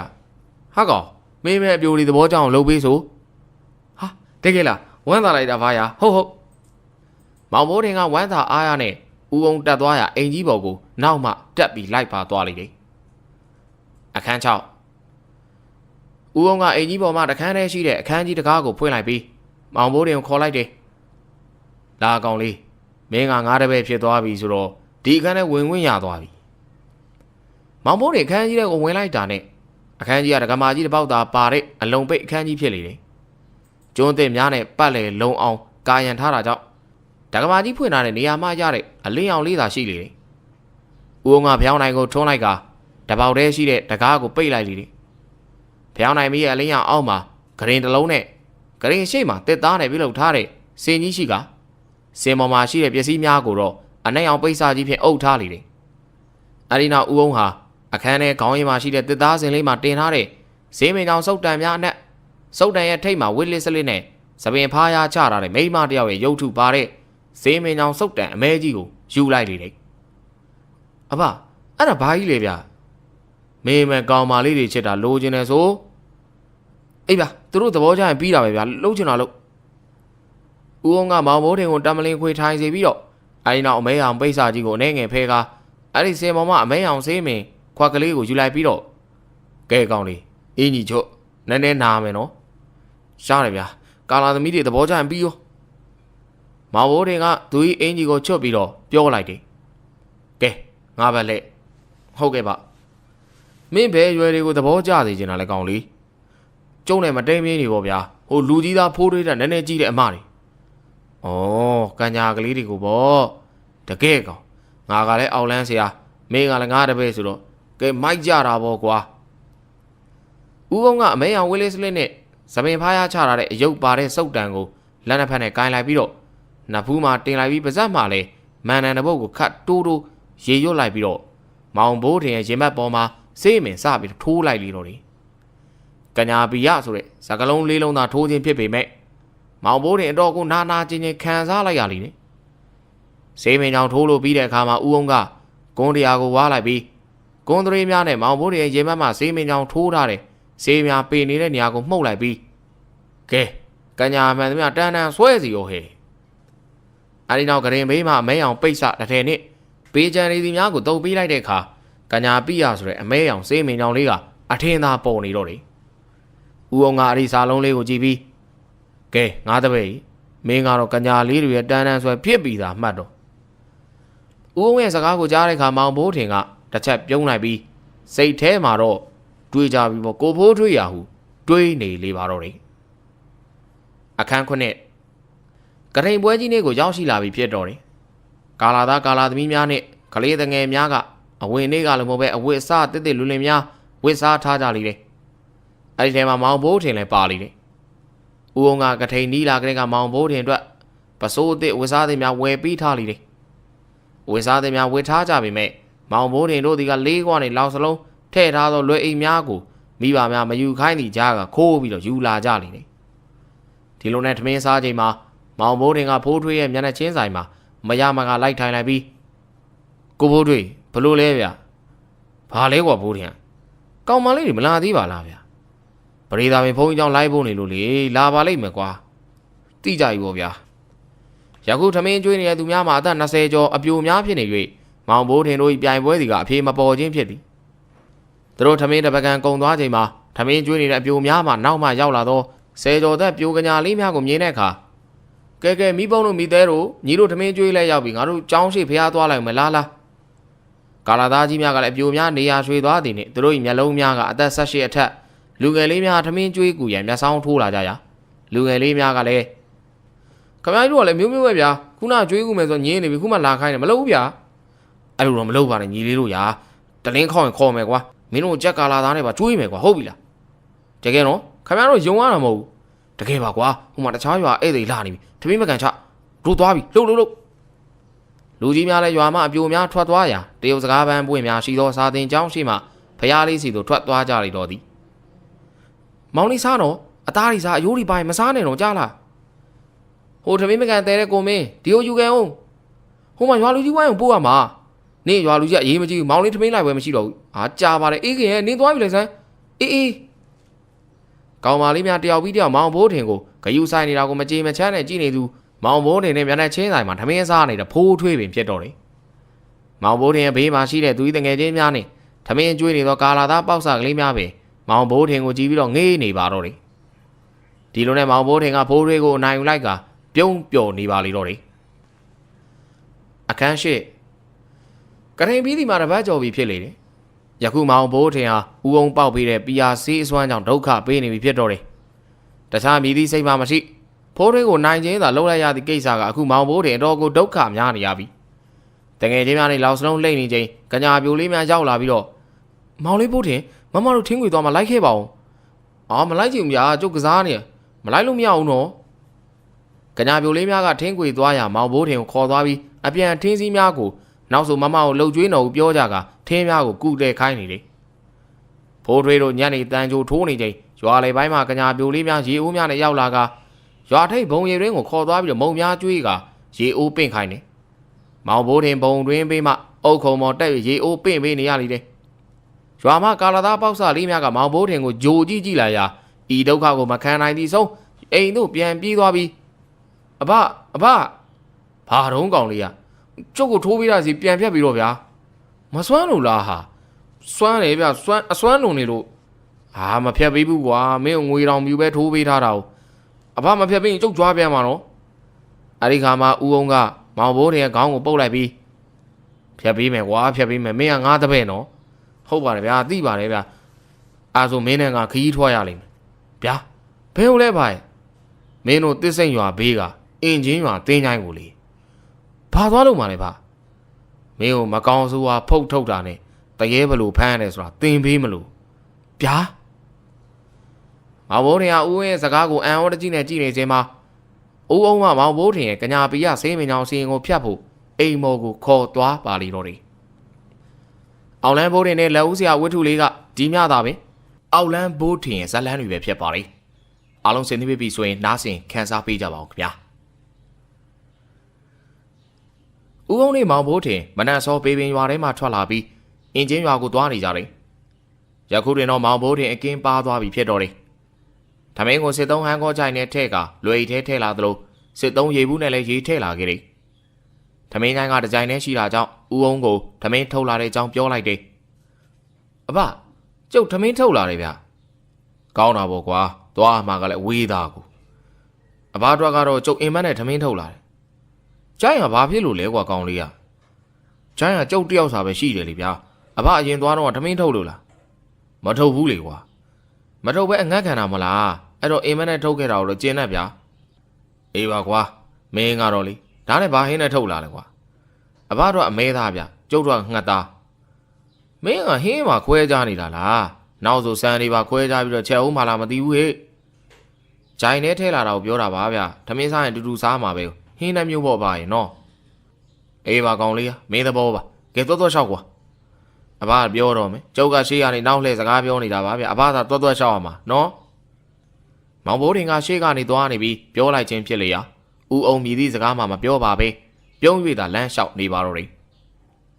ဦးအောင်နဲ့မောင်ဘိုးတင်တို့လမ်းလျှောက်လာလျာနေမုန်းတဲ့အချိန်ကိုရောက်ရှိလာခဲ့တယ်အဲဒီကဦးအောင်ကလမ်းဘေးမှာရှိတဲ့ညောင်ပင်ကြီးတပင်အောက်ကိုဝင်နားလိုက်ပြီးကောင်းလေးထမင်းစားကြအောင်ကွာဘိုးတင်တန်ဖို့အဘသိပြီမလားဘာလဲကွာကောင်းလေးကမင်းစကားကလေဘိုးတင်နဲ့ခီးသွားရင်ထမင်းမငတ်ဘူးဆိုတာကိုသိစေချင်တာဟုတ်ပါပြီကွာမင်းကလည်းကိုရီသွေးလိုက်တာဆိုတာအဖလည်းဗျာကျုပ်ကကိုရီသွေးစရာမလိုပါဘူးကိုရီကထပ်ပြီးသားမလို့ပါဗျာအေးပါမောင်ကိုရီထက်ရဲ့ကဲဘိုက်စားပြီကွာထမင်းစားဖို့ပြင်းတော့မောင်ဘိုးတင်လည်းလွယ်ထဲမှာထမင်းချိုင်းနဲ့အင်မန်းနဲ့ထုတ်ထားတဲ့ထမင်းတော့ကိုထုတ်လိုက်ကဦးအောင်ကိုကြည့်လိုက်ပြီးအဖဘယ်နဲ့စားမှလဲချိုင်းနဲ့လားအင်မန်းနဲ့လားမင်းအတွက်ချိုင်းနဲ့ထည့်လာတယ်ဆိုအေးဗျာကျွန်တော်ပဲနင်းနာခံပြီးတော့ချိုင်းနဲ့စားလိုက်ပါမယ်မောင်ဘိုးတင်ရဲ့စကားကြောင့်ဦးဘိုးတင်ကမျက်လုံးပြူးသွားပြီးမင်းကချိုင်းနဲ့စားမှာကိုနင်းနာခံတာလားအဘကလည်းကျုပ်ကလက်သေးသေးလေးဗျဇုံးကလည်းပါတာမဟုတ်အဘလက်ကြီးနဲ့ဂျိုင်နဲ့နှိုက်စားလို့ရလို့လားပြောအေးကွာနည်းနည်းတော့ခက်မယ်ဟာအဲ့ဒါကြောင့်အဘကိုဖတ်နေကြွေးတာအဘလက်ကြီးနဲ့စိတ်တိုက်စားသမ်းဗျကျုပ်သာဂျိုင်နဲ့အဘကိုစားဖို့ပေးရင်အဘဂျိုင်နဲ့ကိုလက်နှိုက်ရတာအစင်မပြေထမင်းစားလို့လဲဝါသလိုမဝါသလိုကဲကိုသားလေးကငါဖတ်နေပဲစားပါမယ်ကွာထမင်းတို့ဖြေပါတော့အဘကိုထားတဲ့ကျုပ်စီနာကိုနားလေစမ်းပါဗျာအေးပါကွာနားလေပါပြီဦးလေးဘိုးထင်ရဲ့ကဲထမင်းထဲလာတာနဲ့ဒီနားလေပါပြီကွာဟုတ်ပြီလားဦးအောင်ကပြုံးကြည့်ပြီးတော့မောင်ဘိုးထင်ကိုဦးလေးလို့ရွဲခေါ်လိုက်လေတော့တယ်မောင်ဘိုးထင်ကထမင်းထုတ်ကိုဖြီးလိုက်ပြီးဦးအောင်ကိုကမ်းပေးလိုက်ကစစ်သုံးရေဘူးလေးမှရေများဖြင့်လက်ကိုလောင်းချပေးလိုက်သည်အဲနောက်သူလည်းလက်ဆေးပြီးတော့ဟန်ကောချိုင်းကိုဖွင့်ကအတွင်းမှာငှက်သားဟင်းကိုဦးအောင်ရဲ့ဖတ်ထဲမှာထည့်ထားတဲ့ထမင်းများပေါ်မှာတင်ပေးလိုက်လေတယ်အဲဒီကဦးအောင်ကမင်းလည်းမဲသားဟင်းယူလေကွာအဘရောက်ပြီးကကျုပ်အမဲသားကြိုက်တယ်ဆိုတော့အမဲသားမစားချင်တော့ဘူးဗျာအေးငါကအမဲသားကမဝယ်လို့မရဘူးလေကွာအင်းမသိပါတယ်စားပါသူတို့တမင်းစားလို့ပြီးပြီဖြစ်တော့တယ်ဦးအောင်ကညောင်မင်းအောက်မှာလဲပြီးတော့နေတယ်မောင်ဘိုးထင်ကညောင်မင်းပေါ်မှာတွေ့တက်နေတဲ့နွယ်ပင်များဟာပကတ်လိုဖြစ်နေတာကြောင့်အဲဒီပေါ်မှာတက်အိတ်နေနဲ့ညောင်မင်းအောက်မှာလဲနေတဲ့ဦးအောင်ကိုစကားလှမ်းပြောလိုက်လေတယ်အဘအပေါ်တက်ခဲ့ပါလားဗျဇိမ်ပဲဒီမှာပကတ်စီးနေရတယ်လို့ပဲရပါပြီငါကောင်ရမတက်ပြရစီနဲ့အသက်ကြီးလာတာမကောင်းဘူးလူကြီးတွေပြောကြတာအဘကြည့်ပြီးမှပဲသတိထားမိတော့တယ်ဦးအောင်ကမိတ်ထားတဲ့မျက်လုံးကိုဖွင့်လိုက်ပြီးအပေါ်မှာမောင်ဘိုးတင်ကိုကြည့်လိုက်လေမောင်ဘိုးတင်ကလည်းသူ့အားငယ်ဆောင်ကြည့်နေစကားပြောနေခြင်းပဲအခုလည်းမောင်ဘိုးတင်ကဆက်ပြီးတော့စကားဆိုလာတယ်အဘဒါနဲ့ကျုပ်မသိလို့တခုမေးမယ်နော်မေးလေကွာအဘကျွန်တော်အောင်လန်းဖြစ်ပြီလားပညာတော့မသင်ရသေးပြီမဲ့ဖြစ်ပြီလို့ပဲပြောပါတော့မေးကငါတပည့်လीကျုပ်ကြားဘူးတာတော့အောင်လန်းနေညစ်ပတ်တယ်တဲ့ရေလဲမချိုးပြောတယ်ကျုပ်တို့တော့တန့်နေပါလားဗျဟာမင်းပြောမှငါလည်းတတိထားမိညစ်ပတ်ပြီးစုပ်ပြတ်နေပါအောင်လန်းမဟုတ်ဘူးကွာဘယ်လိုမှအောင်လန်းတယ်လဲအဖြူနဲ့အမဲရှိတယ်ကွာငါတို့ကအမဲတွေနောက်ထပ်လူတွေကအဖြူတွေဘသူတွေလဲဖိုင်အထက်လန်းတွေပေါ့ကွာငါတို့မှာကသီလားမရှိဘူးသို့ပေမဲ့ကျင့်ဝတ်တော့ထားလို့ရတယ်မင်းဘာသာကိုးကွယ်လေကောင်းလေးဖျားဦးစဉ်ကျုပ်ရွာအိမ်မရှိတယ်ဆိုတော့ဖျားကိုးကွယ်တယ်ထင်တယ်ဗျမောင်ဘိုးတင်စကားပြောလို့ပြီးတဲ့အခါဦးအောင်ကငုတ်တုတ်ပြန်ထိုင်လိုက်ပြီးဖျားလန်းစဉ်နဲ့ပြောင်းပြန်ဆန့်ကျင်ပြီးလှုပ်နေလို့အောင်လန်းလို့ခေါ်တာကောင်းလေးဖျားလန်းစဉ်ကဘာလဲပါငါလည်းမသိဘူးကွာအဲ့ဒါထားလိုက်တော့အဲ့ဒါတွေကဒိုးနဲ့လားလားမှမဆိုင်ဘူးတခုရှိတာကအောင်လန်းဆိုပေမဲ့အကုန်လုံးမကောင်းတဲ့သူမဟုတ်ဘူးကွာဝ ဝါသနာကြောင့်အောက်လန်းဖြစ်နေပြီမဲ့အကျင့်ကောင်းတဲ့သူတွေရှိတယ်အဘလိုမျိုးလားဟာငါကဘာအကျင့်ကောင်းလို့လဲဟာအဘသာအကျင့်ကောင်းရင်ကျုပ်အခုလိုကောင်းကောင်းနေကောင်းကောင်းမစားပါဘူးဗျာဦးငါမောင်မိုးတင်ကိုလှမ်းကြည့်လိုက်လေတဲ့အမေရိကန်ကိုသူ့ဟာကျေးဇူးတင်နေတဲ့မျက်နာဖြင့်စကားပြောနေလေဟာသူ၏စိတ်ထဲမှာတော်ပင်ကျေနပ်နေမိတယ်အဲဒီနောက်ဦးအောင်ကကောင်လေးခဏမေးလိုက်ကွာပြီးရင်ခီးဆက်ကြအောင်လို့ဟုတ်ကဲ့ပါမောင်မိုးတင်ကဦးဝင်းရဲ့စကားဆုံးတာနဲ့ပကတ်လိုဖြစ်နေတဲ့ຫນွယ်များပေါ်ကိုမျက်လုံးကိုမှိတ်ပြီးတော့မေးလိုက်လေမလန်မကန်မှာအော်ငှက်တန်လေးကလွမ်းမောဝယ်ထွက်ပေါ်လာလေမောင်မိုးတင်တက်ပြီးတော့အိတ်နေတဲ့ပကတ်ပုံစံຫນွယ်လေးများကတဖြည်းဖြည်းပကတ်လွဲသည်လားလှုပ်ရမ်းလာလေမောင်မိုးတင်လည်းအိတ်ပျော်လို့သွားပြီးဖြစ်တော့တယ်ညောင်မင်းအောင်မှာထိုင်နေတဲ့ဦးအောင်မှမောင်မိုးတင်အိတ်နေတဲ့ຫນွယ်များကိုလှုပ်ရမ်းပေးနေတဲ့သူအားတေချာမြင်နေရလေစနွေးများလိမ့်ကြံထားပြီးတော့သပင်ဖားရချထားတယ်ဝင်းဝါနေတဲ့မျက်နာမှာရှိတဲ့မျက်လုံးမွဲမဲများမှာလည်းမျက်ရည်တုလို့ထင်ရတဲ့အမဲရောင်ကြီးများကြနေပါလေတော့တယ်ဦးအောင်နဲ့မောင်မိုးတင်ခီးဆက်လာကြသည်မှာညနေအချိန်သုံးပင်ရောက်လာပြီဖြစ်တော့တယ်မကြသောအချိန်မှာတော့တစ္စိန်ရွာနဲ့အင်ဂျင်ရွာကိုသွားရတဲ့လမ်းခွဲလေးကိုရောက်လာတဲ့အခါဦးအောင်ကရှေ့မှာမောင်မိုးတင်ကိုကောင်းလေးမင်းရွာဝင်အောင်ပါလားမောင်မိုးတင်ကခဏရပ်လိုက်တယ်အချိန်ဒီကညနေဆောင်နေဖြစ်တော့တယ်အဲနောက်ခိတ္တစဉ်းစားကဝင်လို့အချိန်ပြေတယ်ဆိုရင်တော့ခဏတော့ဝင်ကျင်သားပါရပါတယ်ကွာကဲသွားကြတာပေါ့လာဦးအောင်နဲ့မောင်မိုးတင်ရွာထဲဝင်လာလေတယ်ရွာထဲကိုရောက်တဲ့အခါတချို့သူများကမောင်မိုးတင်ကိုနှုတ်ဆက်ကြသလိုတချို့သူများကမတိကျိုးကျွံပြူသွားကြလေတယ်အဲဒီနောက်မောင်မိုးတင်ကဦးအောင်ကိုလှည့်ပြီးတော့စကားဆိုလိုက်ပြန်တယ်အဖကျွန်တော်ရက်ဆိုင်ခဏဝင်ကျင်နေဗျာဟာကောင်းလေးငါအခုတော့ရက်မတော့ဘူးကွာအဖကိုတိုက်မှလည်းမဟုတ်ပါဘူးဗျာကျွန်တော်ငွေ30လောက်ပေးပါလားအေးရတယ်ရော့မောင်မိုးတင်တောင်းသောငွေရဦးအောင်ကမဆိုင်မတော့ထုတ်ပေးလိုက်တယ်ခဏပြလမ်းလျှောက်ပြီးချိန်မှာတင်းစိန်ရွာမှာရှိတဲ့ကိုစိုးကြီးရက်ဆိုင်ကိုရောက်လာခဲ့လေတယ်ဆိုင်ထဲမှာရက်ချိန်ထည့်ပေးနေကိုစိုးကြီးဟာမောင်မိုးတင်ကိုမြင်တဲ့အခါမှာတော့ဘိုးတင်ရွာလေးလာတာလားဟာဒီမှာအိမ်မယ်ဆိုငါးစီမှာတမင်းလာစားကွာအလေးလာတာမဟုတ်ဘူးဗျလမ်းကြုံလို့ဝင်လာတာကျုပ်ကိုဒပလင်းပေးစက်မအောင်ရော့မှငွေဩအေးမင်းကအရက်တောက်တက်နေရလားမဟုတ်ပါဘူးဗျာကျုပ်အင်္ဂနာပြန်မလို့အဖေအတွက်ဝယ်တာပါအဲ့လိုဆိုရင်တော့ငါညသွားဖို့ကြမလို့တော့ဘူးပေါ့ကွာမင်းဖေကငါ့ကိုငွေပေးထားတာညနေတိုင်းတလုံးအမြဲတမ်းသွားပို့ပေးရတယ်ဟိအေးဗျာကျုပ်သွားအောင်မယ်ဦးစိုးကြီးအင်ညွှန်းရအောင်လဲသွားအောင်ပါဘိုးဗျအေးကဲသွားမဘိုးတင်ကရက်ပလင်းကိုယူကာဆိုင်ထဲမှာထွက်လာပြီးဆိုင်ဝါမှာစောင့်နေတဲ့ဦးအောင်ကိုခေါ်ကာသူ၏အိမ်ကိုခြေဦးလှည့်လိုက်ပါတော့တယ်မဘိုးတင်နဲ့ဦးအောင်တို့နှစ်ယောက်မဘိုးတင်နေအိမ်ကိုရောက်လာပြီးဖြစ်တော့တယ်အိမ်ရှိကိုပြတ်မှာတော့မောင်မိုးတွေရဲ့ဖခင်ဦးကောင်းအရက်တပလင်းနဲ့အရက်ကိုစိန်ခံတောင်းနေတာကို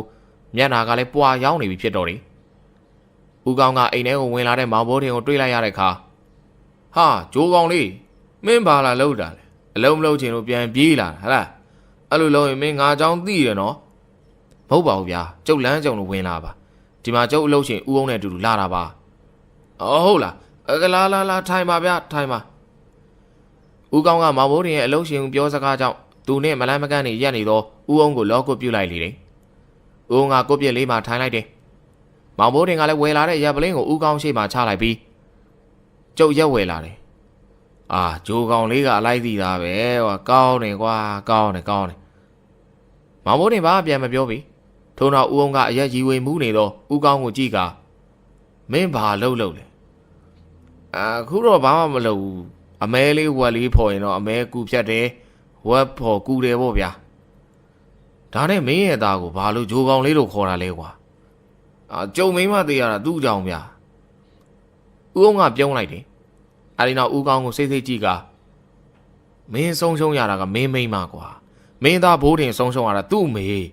အပြစ်တင်ရမှာကမင်းကိုသူကတော့အပြစ်တင်အောင်ပါဘာဆိုင်လဲဗျာကျုပ်ချစ်ရတဲ့မိန်းမဆုံးတာလေကျုပ်ဒီလိုအရသမားလုံးဘဝရောက်တာအဲဒီကောင်ကျိုးကောင်ကြောင့်လူဖင်းစကားတွေလာပြောနေပါလားမိန်းမဆိုတာမရှိတော့ရင်နောက်တစ်ယောက်ယူမိန်းမပဲလေကွာဘိုးတင်ဆုံးပါသွားတဲ့သူ့အမေကြီးကမင်းပြန်ရှာပြီးတော့အစားထိုးပေးစမ်းရလားရရင်တော့အမေလို့မခေါ်တော့ဘူးမိထွေးလို့ပဲခေါ်တယ်ကွာဦးအောင်ရဲ့စကားများကိုဦးကောင်းကမြည်သူသောခွန်းတုံးပြန်မှုမှမလုပ်ပေအဲဒီကဦးအောင်ကဆက်ပြီးတော့စကားကိုဆိုလိုက်တယ်ဟေးကောင်ငါပြောရအောင်မယ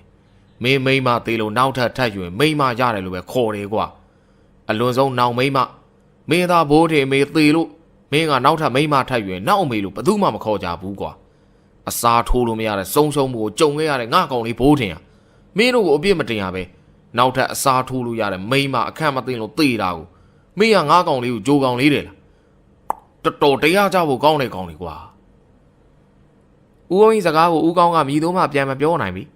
အဲဒီကမှဦးအောင်ကမောင်ဘိုးထင်ကိုတွားရအောင်ဆိုတဲ့သဘောနဲ့မျက်စာပြစ်ပြလိုက်ပြီးဦးကောင်းနဲ့သူ့အိမ်ကိုခြံခဲ့ကအင်ဂျင်ရွာကိုခရီးဆက်လိုက်တော့တယ်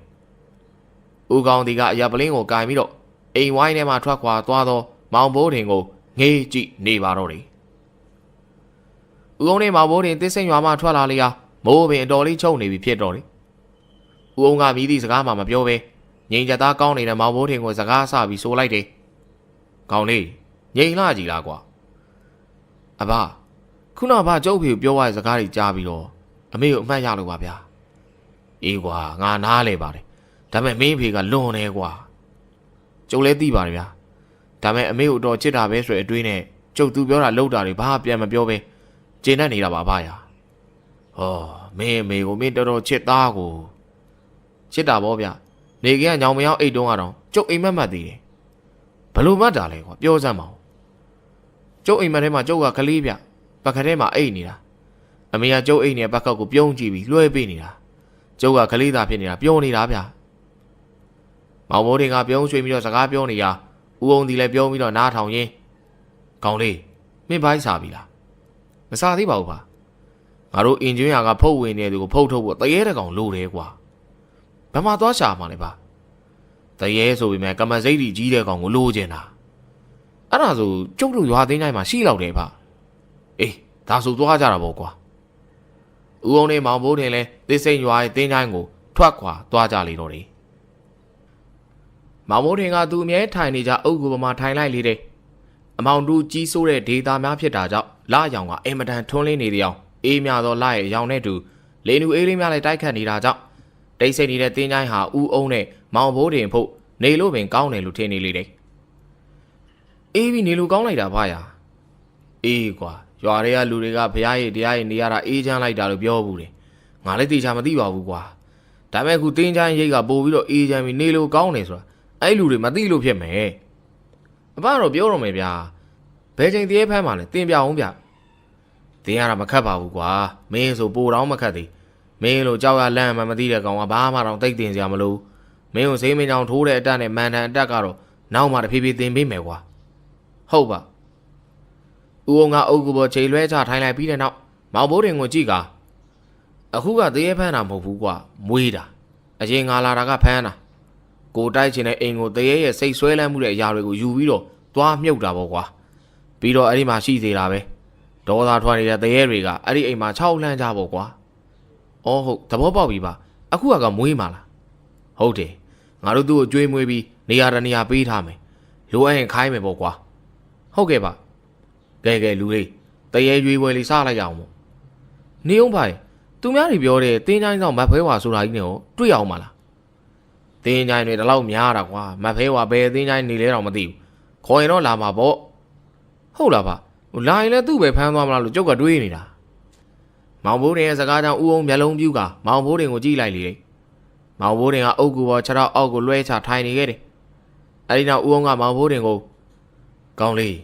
တရေတစီတွေမွေးတော့မယ်ဆိုရင်ဂရိတီရတယ်အဲဒီကောင်တွေကလူလိုမဟုတ်ဘူး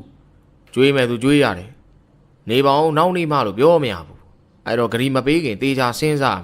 ဖြစ်နိုင်မဖြစ်နိုင်ပေါ့ဟုတ်ပါပြီးတော့တရေမွေးတယ်ဆိုတာကမစိတ်တီအားကောင်းတဲ့ကောင်တွေရွေးမွေးရမယ်အဖပြောတဲ့ကမစိတ်တီဆိုတာဘာလဲဗျတကူစွမ်းအားပေါ့ကွာငါတို့ကအားကြီးတဲ့တရေကိုမွေးနိုင်လေငါတို့လုပ်ငန်းဆောင်တာတွေပို့ပြီးအောင်မြင်လေပဲကွာအဖပြောမှာပဲတရေတွေကိုလက်ဝဲပွဲလုပ်ပြီးရွေးခိုင်းရမလို့ပဲလုပ်ရမှာလေကွာအဲ့လိုပဲရွေးရမှာဗျာ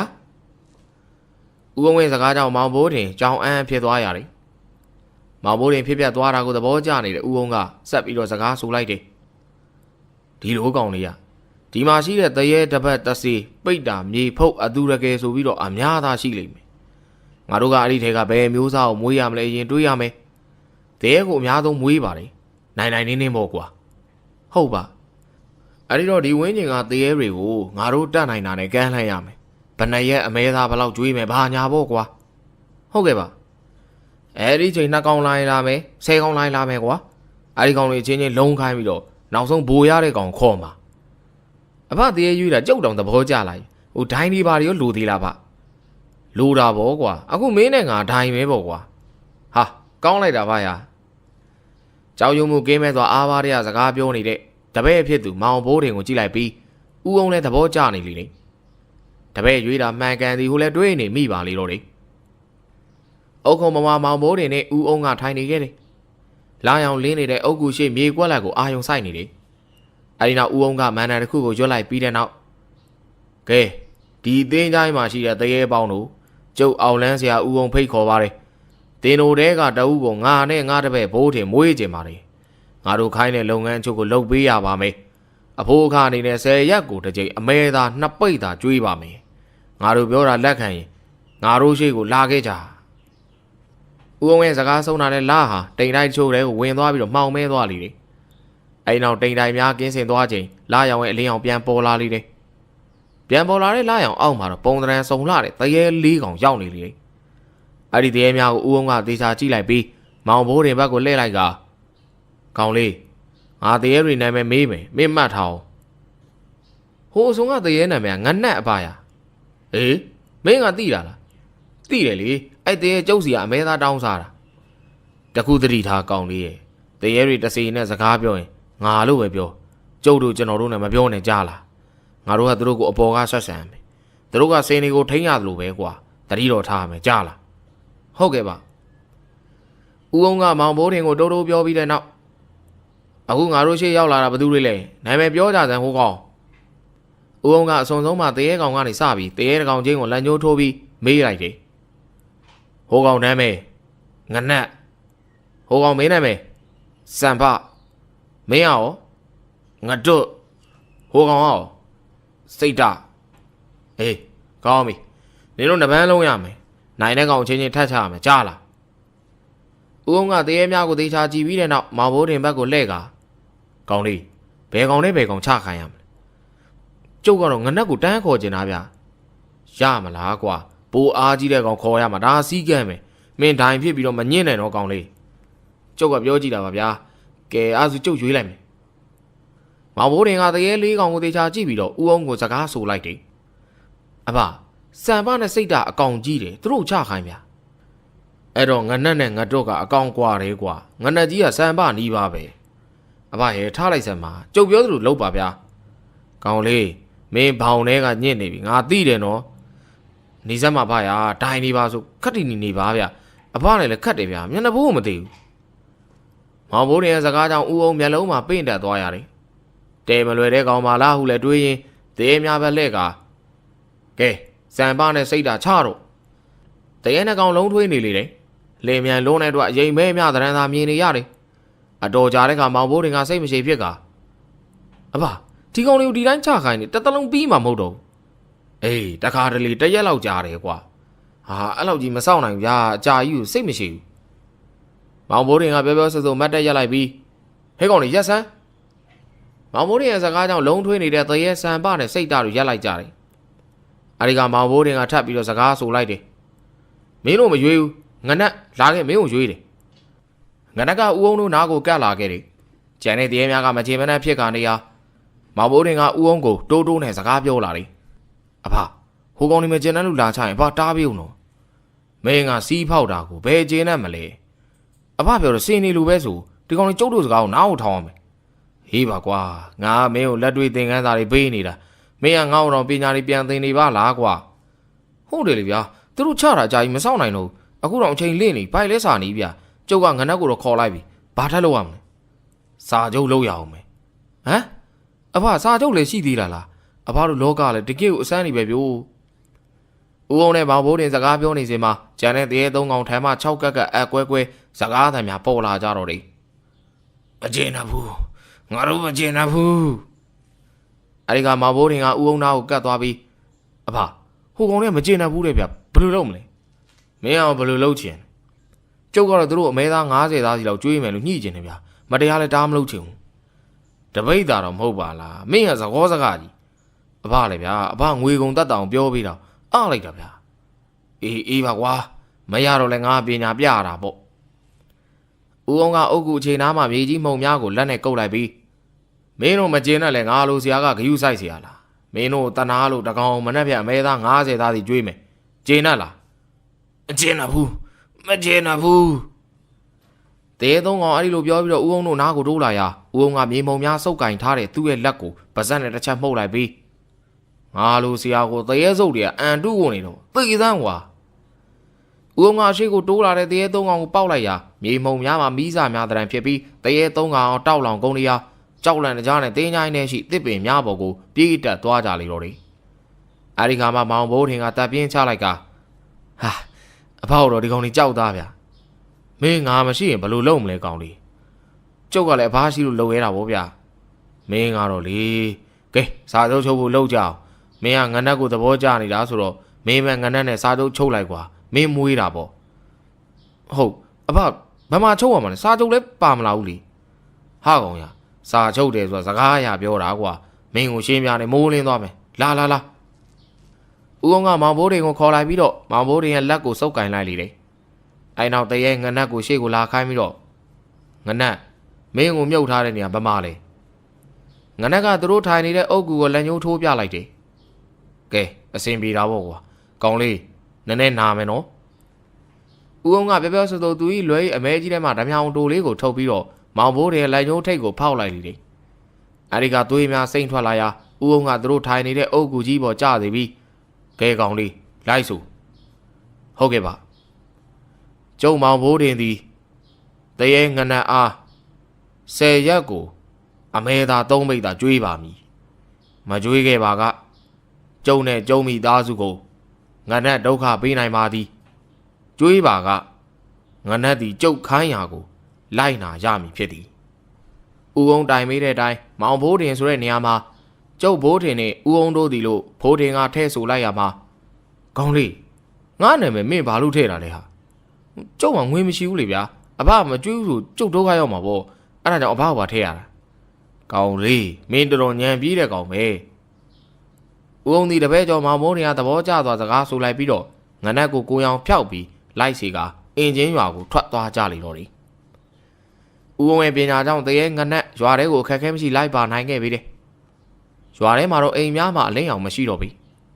သို့ပေမဲ့ရွာလေကအိမ်လေးတစ်လုံးမှာတော့မီးရောင်ရှိနေလေရာအဲ့ဒီအိမ်လေးတွေကိုဝင်သွားလိုက်ကြတယ်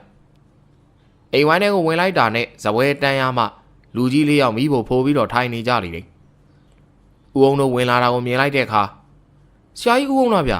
ျဟုတ်ပါတယ်နောက်ကျလိုက်တာဆရာကြီးရေမလာတော့တောင်ထင်နေတာဦးအောင်နဲ့အဲ့ဒီလူကြီးတို့စကားပြောနေစဉ်မှာမောင်ဘိုးတွေကဦးအောင်ရဲ့ခါးကိုတို့နေရမှာ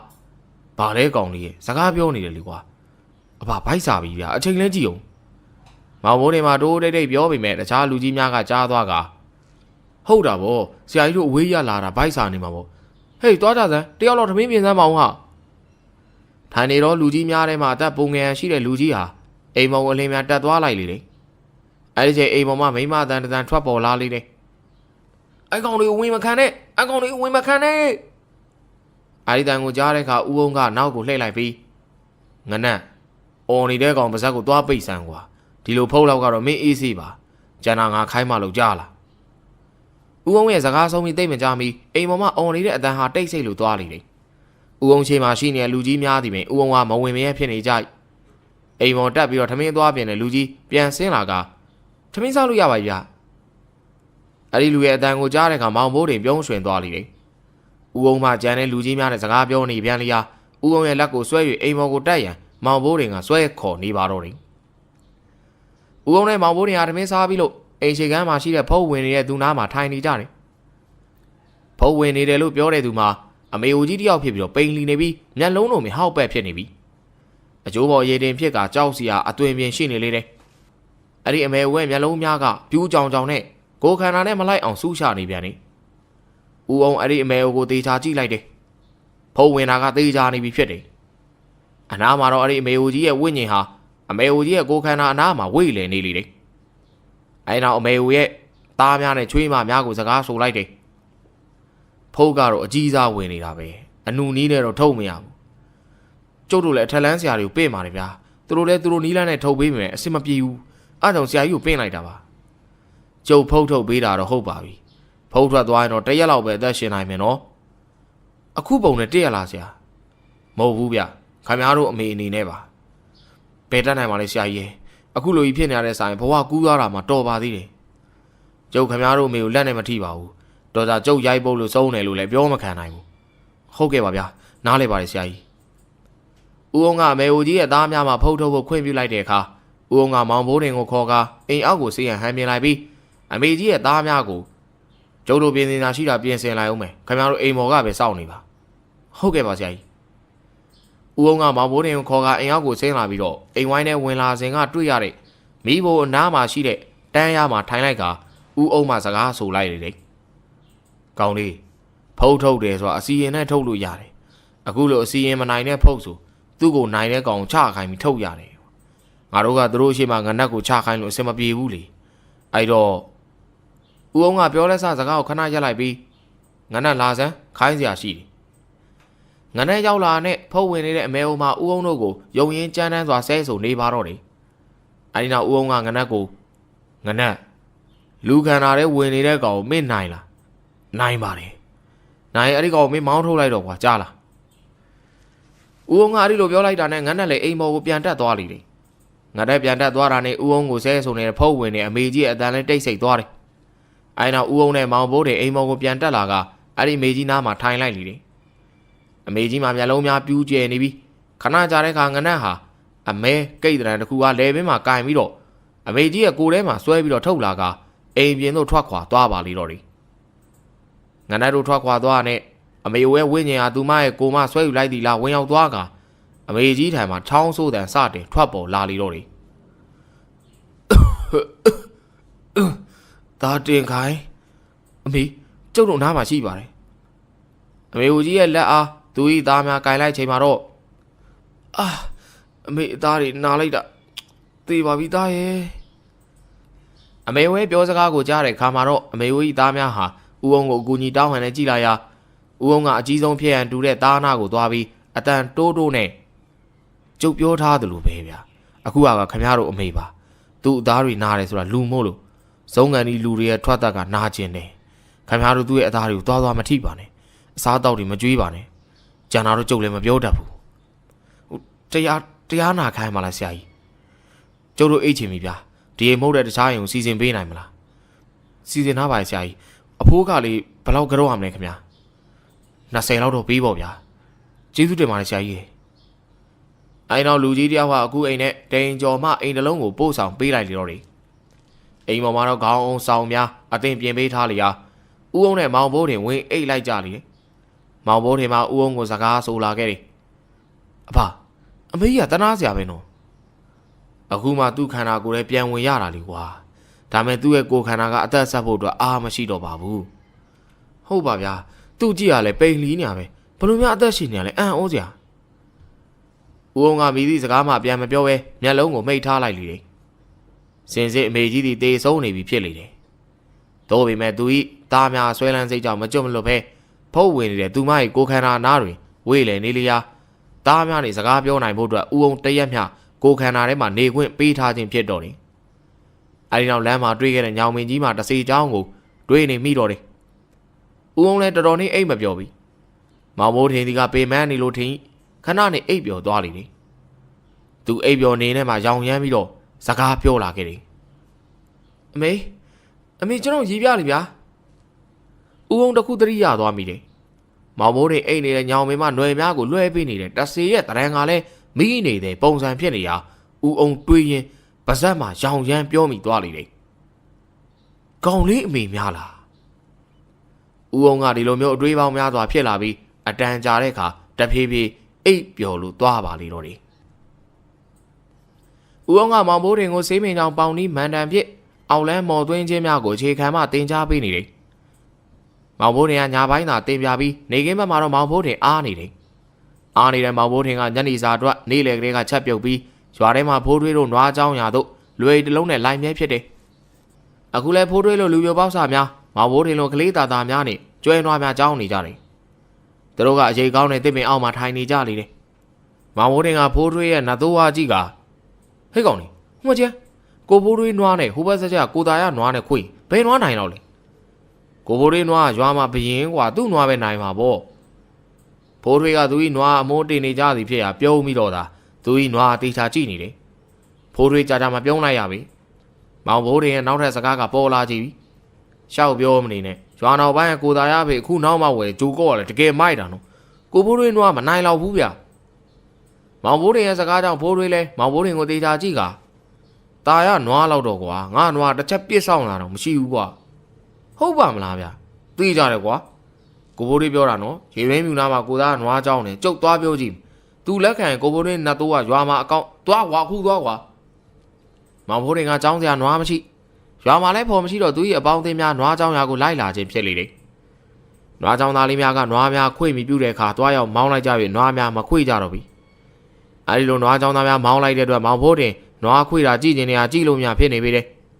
ဒါကြောင့်နွားခွေတာကြည့်နေတဲ့မောင်ဘိုးတင်ဟာဖိုးထွေးကိုမခံကြအောင်စလိုက်ခြင်းဖြစ်တော်တယ်မောင်ဘိုးရဲ့အကြံစီတစ်ခုတော့အောင်မြင်သွားပြီဖြစ်လေတယ်သူနောက်ထပ်ကိုသားနွားကြောင်းရရေရင်းဖြူဘက်ကိုตาအေးလို့အမိရတဲ့နွားကြောင်းသားလေးနဲ့တူ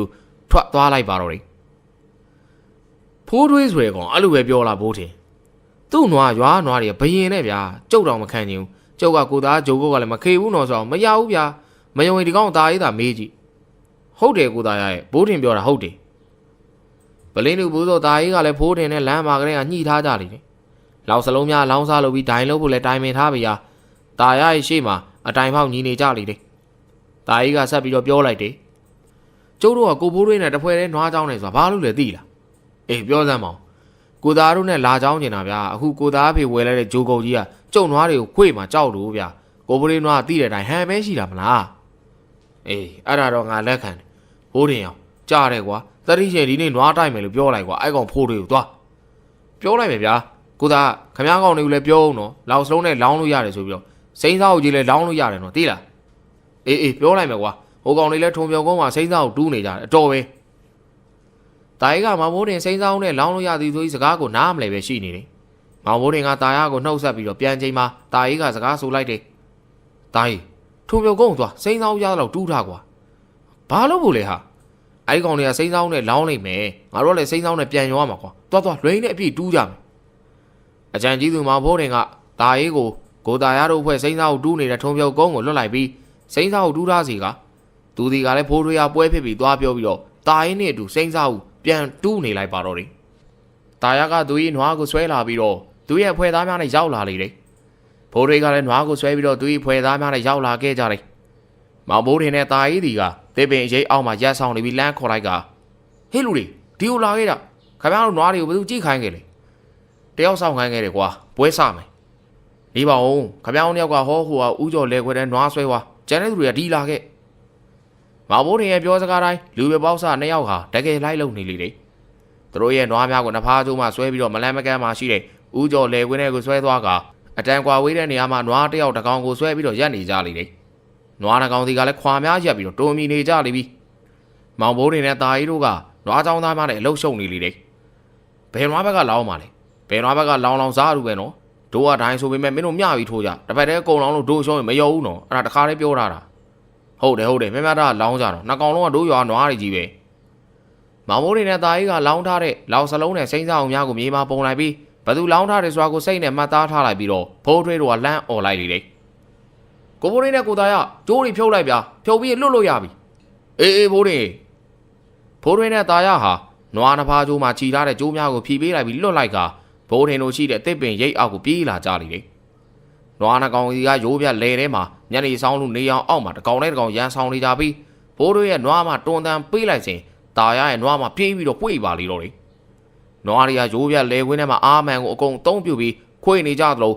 တေပင်အောင်မှာဘိုးထင်တို့ကလည်းတိုးနဲ့တဖန်ဖို့ထိုးနေကြလေတယ်ကြည်လာမင်းတို့ကိုဘိုးတွေနွားကလတ်လှဲလိမ့်မယ်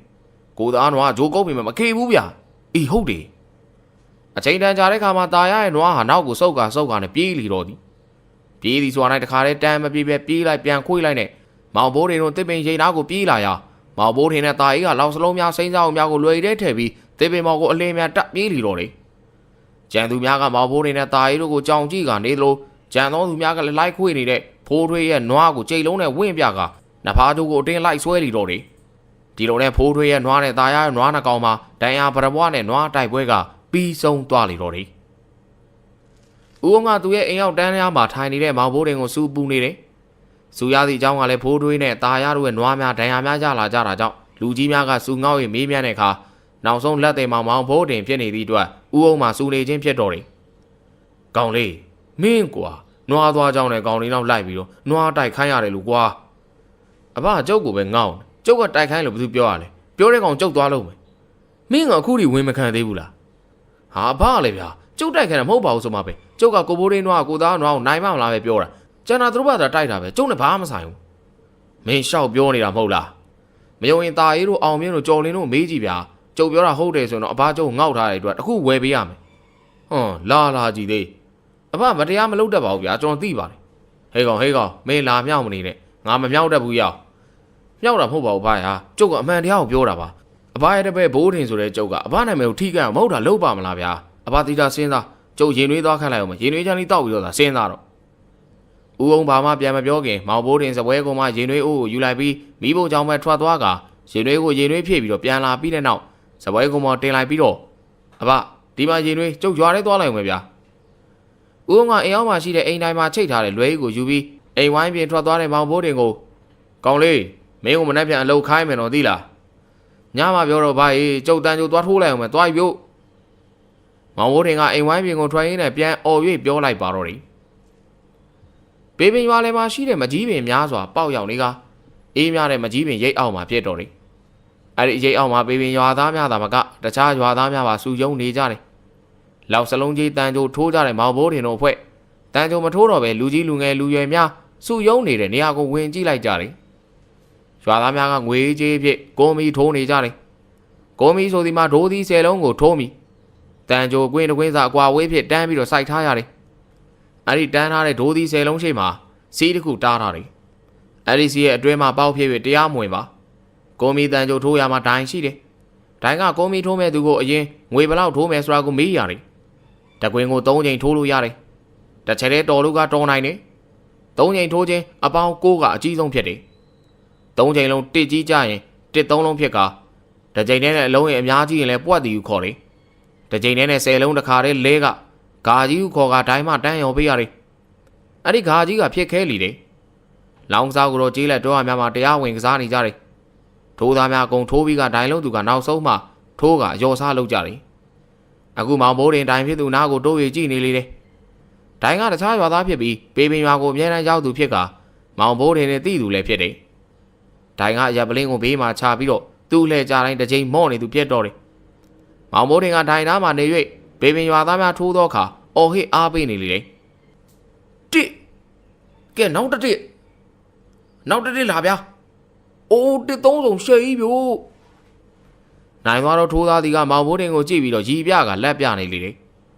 ရွာသားများအားလုံးကလည်းမောင်ဘိုးတင်လေးကိုချစ်ခင်ကြတယ်အဲ့ဒီຢာကိုမသိတော့ဒိုင်းလုံးသူကမောင်ဘိုးတင်ဟာအောက်လန်းလေးတွားတန်းကွာဝေး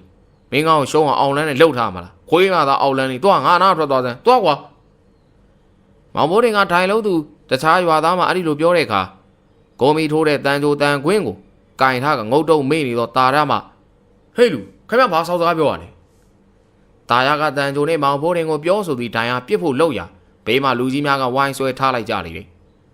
ဖိုးရီတို့တတိုက်ကြီးလွယ်များထဲမှာလေးကွာများကိုထုတ်ကပြစ်ဖို့ဟန်ပြနေစဉ်လူကြီးများကဆွဲထားလိုက်ရပြန်နေအနေအေးတဲ့မောင်ဘိုးတင်တို့အဖွဲ့ထဲမှာအောင်တန်းကြော်လွင်ဖိုးစိန်တို့လေးကွာတပြင်းပြင်းနဲ့ဖြစ်လေနေရ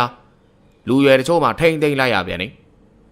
အဲနောက်လူကြီးတဦးကဒိုင်လို့သူတခြားရွာသားဟဲကောင်သားတင်မင်းရွာမင်းပြန်တော့မင်းစကားကိုကြည့်ပြောတော့ဘိုးတင်ကငါတို့ရွာသားဖြစ်နေပြီကွာနောက်တစ်ခါဘိုးတင်ကိုဒီလိုစောက်စကားပြောရင်မင်းဟိုပါငါတို့ဝိုင်းရိုက်မှာတော့ကြားလားတော့ပြန်တော့